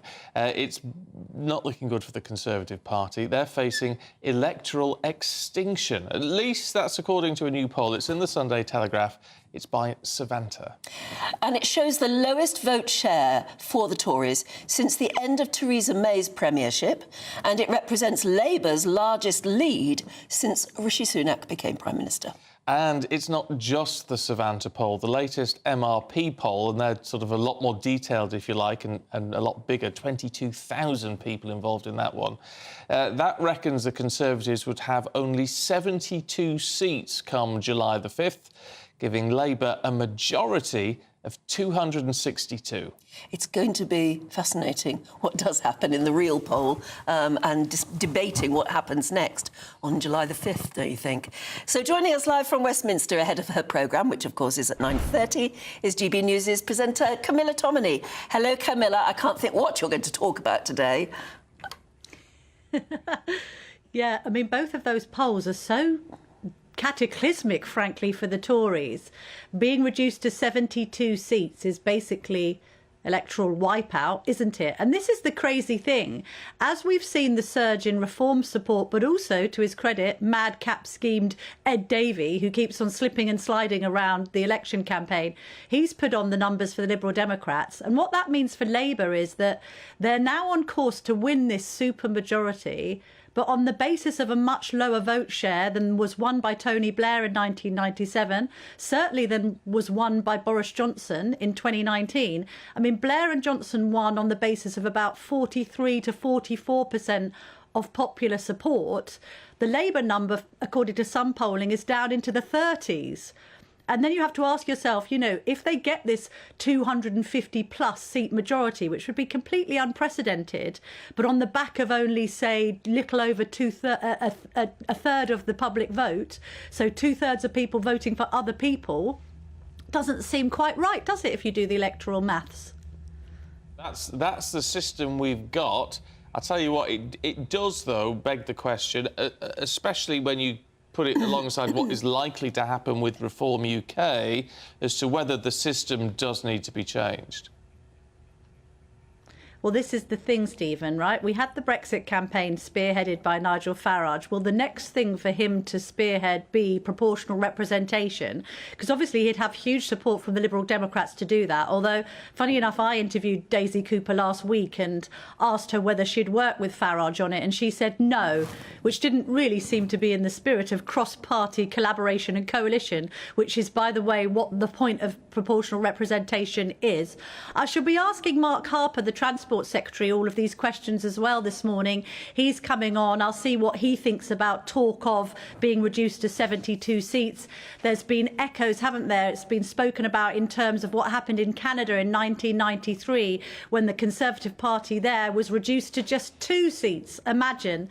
And what he's got to respond to that, and also whether he thinks that Rishi Sunak is a help or a hindrance on the election campaign. You'll have noticed last week, guys, that Boris Johnson popped up in quite a few Tories campaign videos. I'm going to ask Mr Harper whether he thinks it might be better to have Boris campaigning in the Forest of Dean rather than Rishi Sunak, who, let's be honest, his poll ratings have not recovered since the D-Day debacle. And, of course, we've noticed, haven't we, that there are several Tory candidates who simply have wiped Rishi Sunak off their leafleting and put people like Nigel Farage on. I know, Andrea Jenkins particularly, right, saying that she'd rather be photographed with Farage on a campaign leaflet than Sunak, but that's how dire it's got. I'm also going to get a bit of a foreign perspective from Alexander Downer. He's the former Australian High Commissioner to the UK, but he also ran the Liberal Party in Australia, which is their version of the Conservatives. Going to ask him what he makes of the campaign so far, what he makes of Lord Cameron's criticism of Nigel Farage. The Tory rhetoric has somewhat switched because, of course, they were attacking Labour, but now they're very much attacking Reform as the main competition, not least because we had that crossover moment last week where YouGov put Reform ahead of the Tories on 19 points to 18, I think it was, or 18 to 17. So the Tory approach now is to say, you know, if you vote for Reform, you're going to put Labour in power with a bigger majority than anyone's ever witnessed before and consign Conservatism to the scrap heap for at least a decade, in the hope that that might make people A, flirting with Farage, or B, thinking, I hate the Tories so much I won't come out in support on July the 4th, to think again. Yeah, but that's interesting because, I mean, that's just admission, isn't it, that it's now a battle for second place? Yeah, but we had that from Grant Shapps, the Defence Secretary, in the week, didn't we? Suddenly he started talking about supermajorities, and we're all there scratching our heads in Westminster thinking, well, hang on a minute, you started this campaign saying you could win. Now you're trying to mitigate the loss so much that you're trying to put people off voting for Reform by talking about a supermajority. And then Rishi Sunak had to turn around and say, no, I haven't given up. But it sort of sounds like that. The other person I'm going to be speaking to about Labour's manifesto, which in a way was a bit flimsy. Keir Starmer was on stage saying, well, I'm not going to pull a rabbit out of the hat. There's nothing really in it. So they're sleepwalking into this position where they'll be having an enormous amount of power. I'm going to be asking Philip Diamond, who's the man who wrote Blair and Brown's manifestos in 2005 and 2010, what he makes of the current Labour offering, because I think a quite valid criticism is that there's nothing in it. But would you believe, guys, that this morning the Labour Party have decided not to give me a shadow minister? I think because they felt that I roughed up Emily Thornberry too much last week when I forced her into an admission that the private school fees policy would end up seeing class sizes in the state sector increase. Even though Wes Streeting is on the round today, and even though Wes Streeting likes me and the show very much, the powers that be at Labour have suggested that we won't get a shadow minister. So that's how Labour's treating the GB News audience this morning. Yeah, with a degree of contempt, I would suggest. Yeah, but it's interesting. And whereas, you know, I don't think it's... Don't get me wrong, I don't think it's right. They should be putting people up for questioning.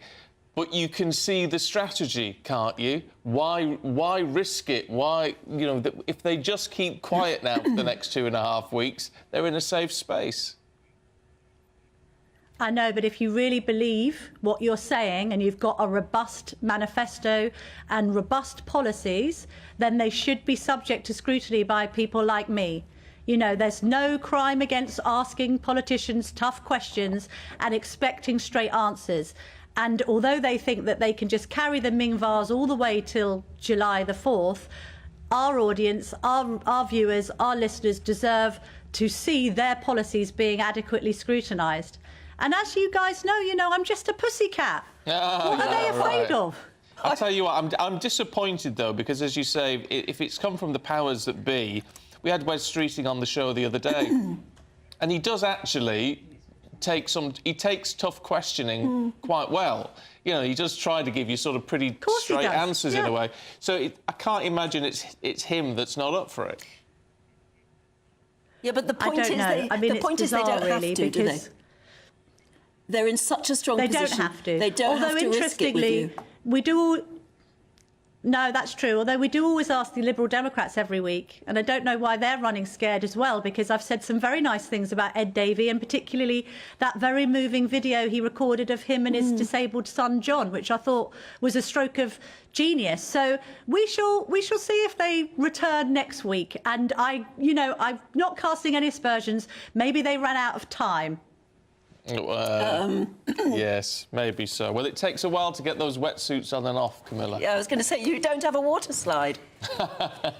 Get one installed. No, I should get one, shouldn't I? Then he'll come in, yeah. We could shoot him into the studio in a cannon. We'll see you at 9:30. Thanks very much indeed. I think it's a compliment in a way that they've just thought, no, let's not take any risks today. Yeah. But West Streeting, you're right, he's up for it. He's a very plain talker, actually. Yeah, he is up for it. Whether you agree with him or disagree with him, you can ask him a question and you will get an answer.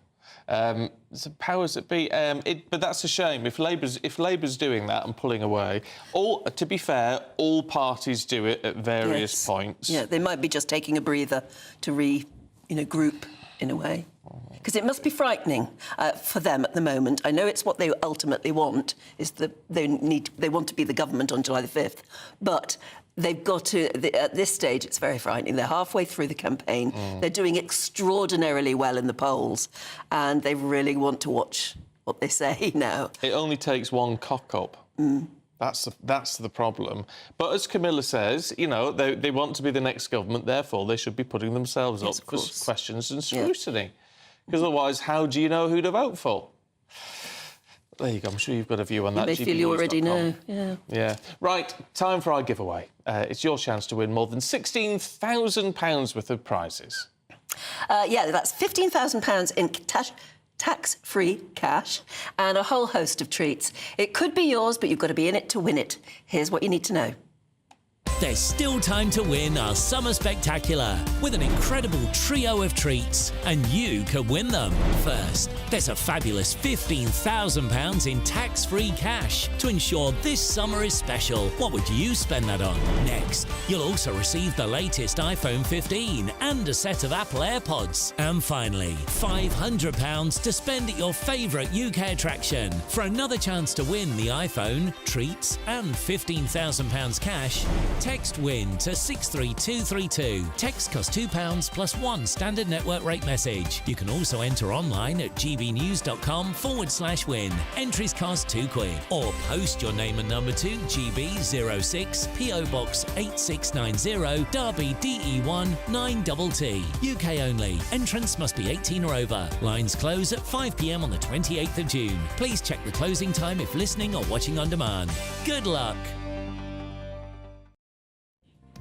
Right, still to come for you, the Prince of Wales has paid a really touching tribute to his father. We'll tell you more in just a moment.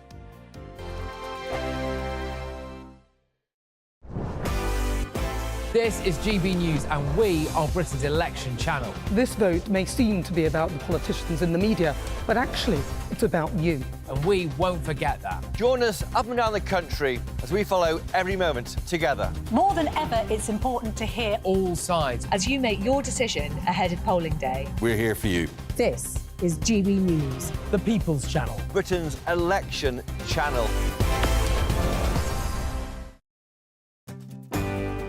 I'm Michelle Dewberry, and this is GB News, the People's Channel, Britain's news channel.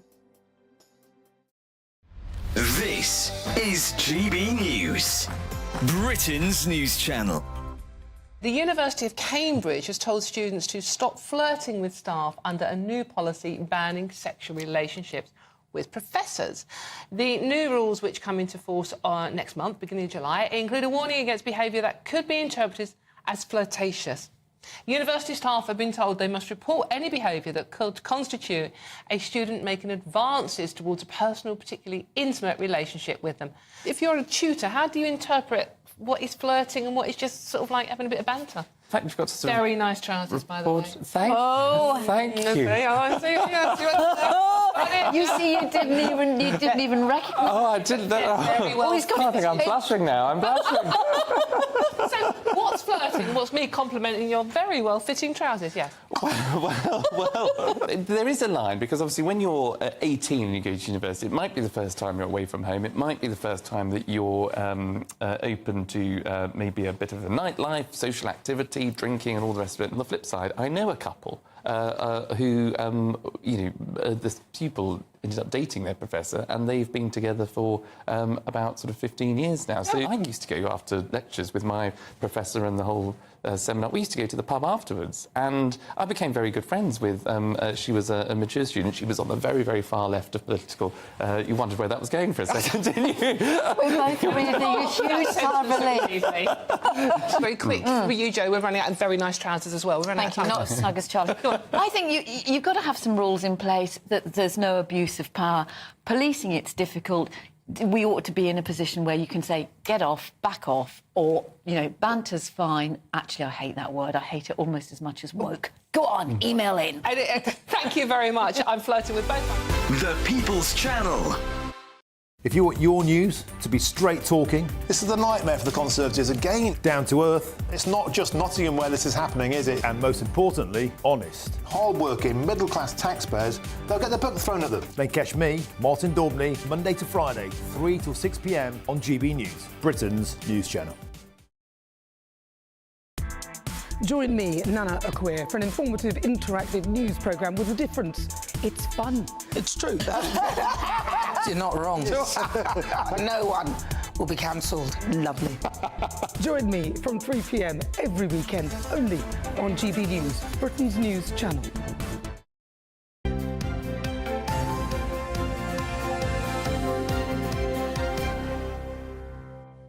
Lots of you getting in touch about Father's Day. This one from Joy, I just think is full of joy. She says, please can you say Happy Father's Day to my dad, John Roach. He's 94. And tomorrow he's having a visit from his little brother Bob, who's a mere 92. That's lovely. He's the most wonderful dad. I think that's really lovely. Yeah. What a pair of long livers. Yes, aren't they? And we've had a lot of messages from people who are saying, remember if you've just lost your father, or actually if you lost him many years ago. It's a day that, I mean, you never forget them, obviously, any other day, but it's a special day today. Dee Dee says, spare a thought for those of us who are having to live through their first Father's Day without their father.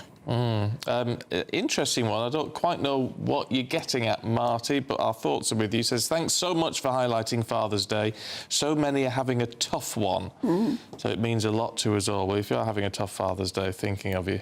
Debbie says, I grew up without a dad, but I had two amazing brothers who took over that role. So happy Father's Day to the best two brothers, Frank and Stephen. Oh, that's nice. 5 years ago, I found my biological mum, who was married to a wonderful man, and he took over the role for 2 years, but sadly passed away. So happy Father's Day to all.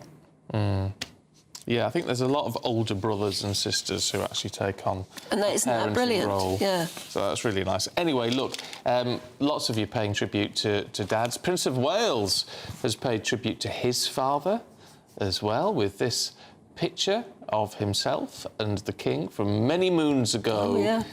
And he's just said, Happy Father's Day, Pa, from W. Oh, that's lovely. It's understated, isn't it? It's really nice. Yeah, it is really nice, actually. And I like the fact they do appear to have an ever increasingly growing relationship. Yes, they really do. Well, we've been out and about in Bideford in Devon to hear what the people there want to say to their dads. Happy Father's Day, Dad. Happy Father's Day, Dad. Hope you have a great day. Happy Father's Day, Dad. Hope you have the best day ever. Happy Father's Day, Nigel. I hope you have a lovely day. Happy Father's Day, Dad. Hope you have an amazing day. Thank you for always being there. And hopefully we'll have a drink together soon. Happy Father's Day, Dad. Sorry I won't be with you today, but I'm going to make sure to send you lots of photos and hope you have the best day ever. He's a character in his own way, but he's there for us when we need him. He's a very kind, caring person. That's about it. He works really hard for the family and he's been providing food for us for ages now. Ever since I think I was born, and probably before I was born as well. He can be very energetic, he just doesn't like to show it a lot. Nigel was there for me when I was growing up through probably my harder years, and he put up with an awful lot of stuff when I was a teenager and stood by me regardless, and I wasn't the easiest child to grow up with, and now we have a stronger relationship for it. He's never stopped being there for us all. You know, he's a very clever man as well. Dips his hands in a lot of different activities with the kids as well. But no, yeah, he's a really good man. Really good man. Yeah. Happy Father's Day! It's that teenage boy does it for me. Just brilliant. Yeah, he's very caring. That's about it, really. Yeah, that's but you know lovely. what he means. Yeah. I think that's really sweet. And I love the one as well where she says, you know, I wasn't very easy for my dad, but you know, we found a way through it. And you do find yourself saying to your children, all right, you wait till you have children, and then you'll understand where I'm coming from. And it just sounded like that now she understands. Yeah. No, it's sweet, though. It's nice to appreciate our fathers a little bit. And it's hard for fathers, I think, because they're not always as good at showing emotion as mothers are, I think. No, well, some aren't. I hope they are more nowadays, more modern young fathers. Maybe. Maybe. But the main thing is to make sure that they know how you feel about them, especially today. Especially today. Right, that's it from us. Camilla's here next. A brighter outlook with Box Solar, sponsors of weather on GB News. Hello and welcome to your GB News weather update brought to you by the Met Office. For the second half of the weekend, there's sunny spells and showers, some longer spells of rain. However, it will be largely dry in the southeast where it'll be feeling warmer too. Through into the morning then, still plenty of scattered showers across the country. These are a little bit heavy at times. We've also got some longer spells of rain just sweeping its way southwards across Scotland and into parts of Northern Ireland. Plenty of sunny spells in between those showers though, and feeling a little bit warmer across the southeast where we'll start to see highs of 21, maybe even 22 Celsius in those longer spells of sunshine. Plenty of blustery winds as we head into Sunday afternoon, particularly across the northwest of Scotland, where we'll see those outbreaks of rain. But generally that rain clearing to the far south of Scotland and turning largely dry across the far north of Scotland by the evening, though still a fair amount of cloud around here. Outbreaks of rain across southern parts of Scotland, starting to break up a little into parts of Northern Ireland by the time we reach the afternoon. And then elsewhere, it should be turning largely dry, though there still will be the odd shower around in places across central areas and southern areas of the UK too. Through into the evening across central and southern UK, it should be a largely drier night than the previous night. However, there still will be the odd outbreak of rain across Scotland, northern England and parts of Northern Ireland, perhaps with the odd heavier outbreak as well. Still plenty of cloud around overnight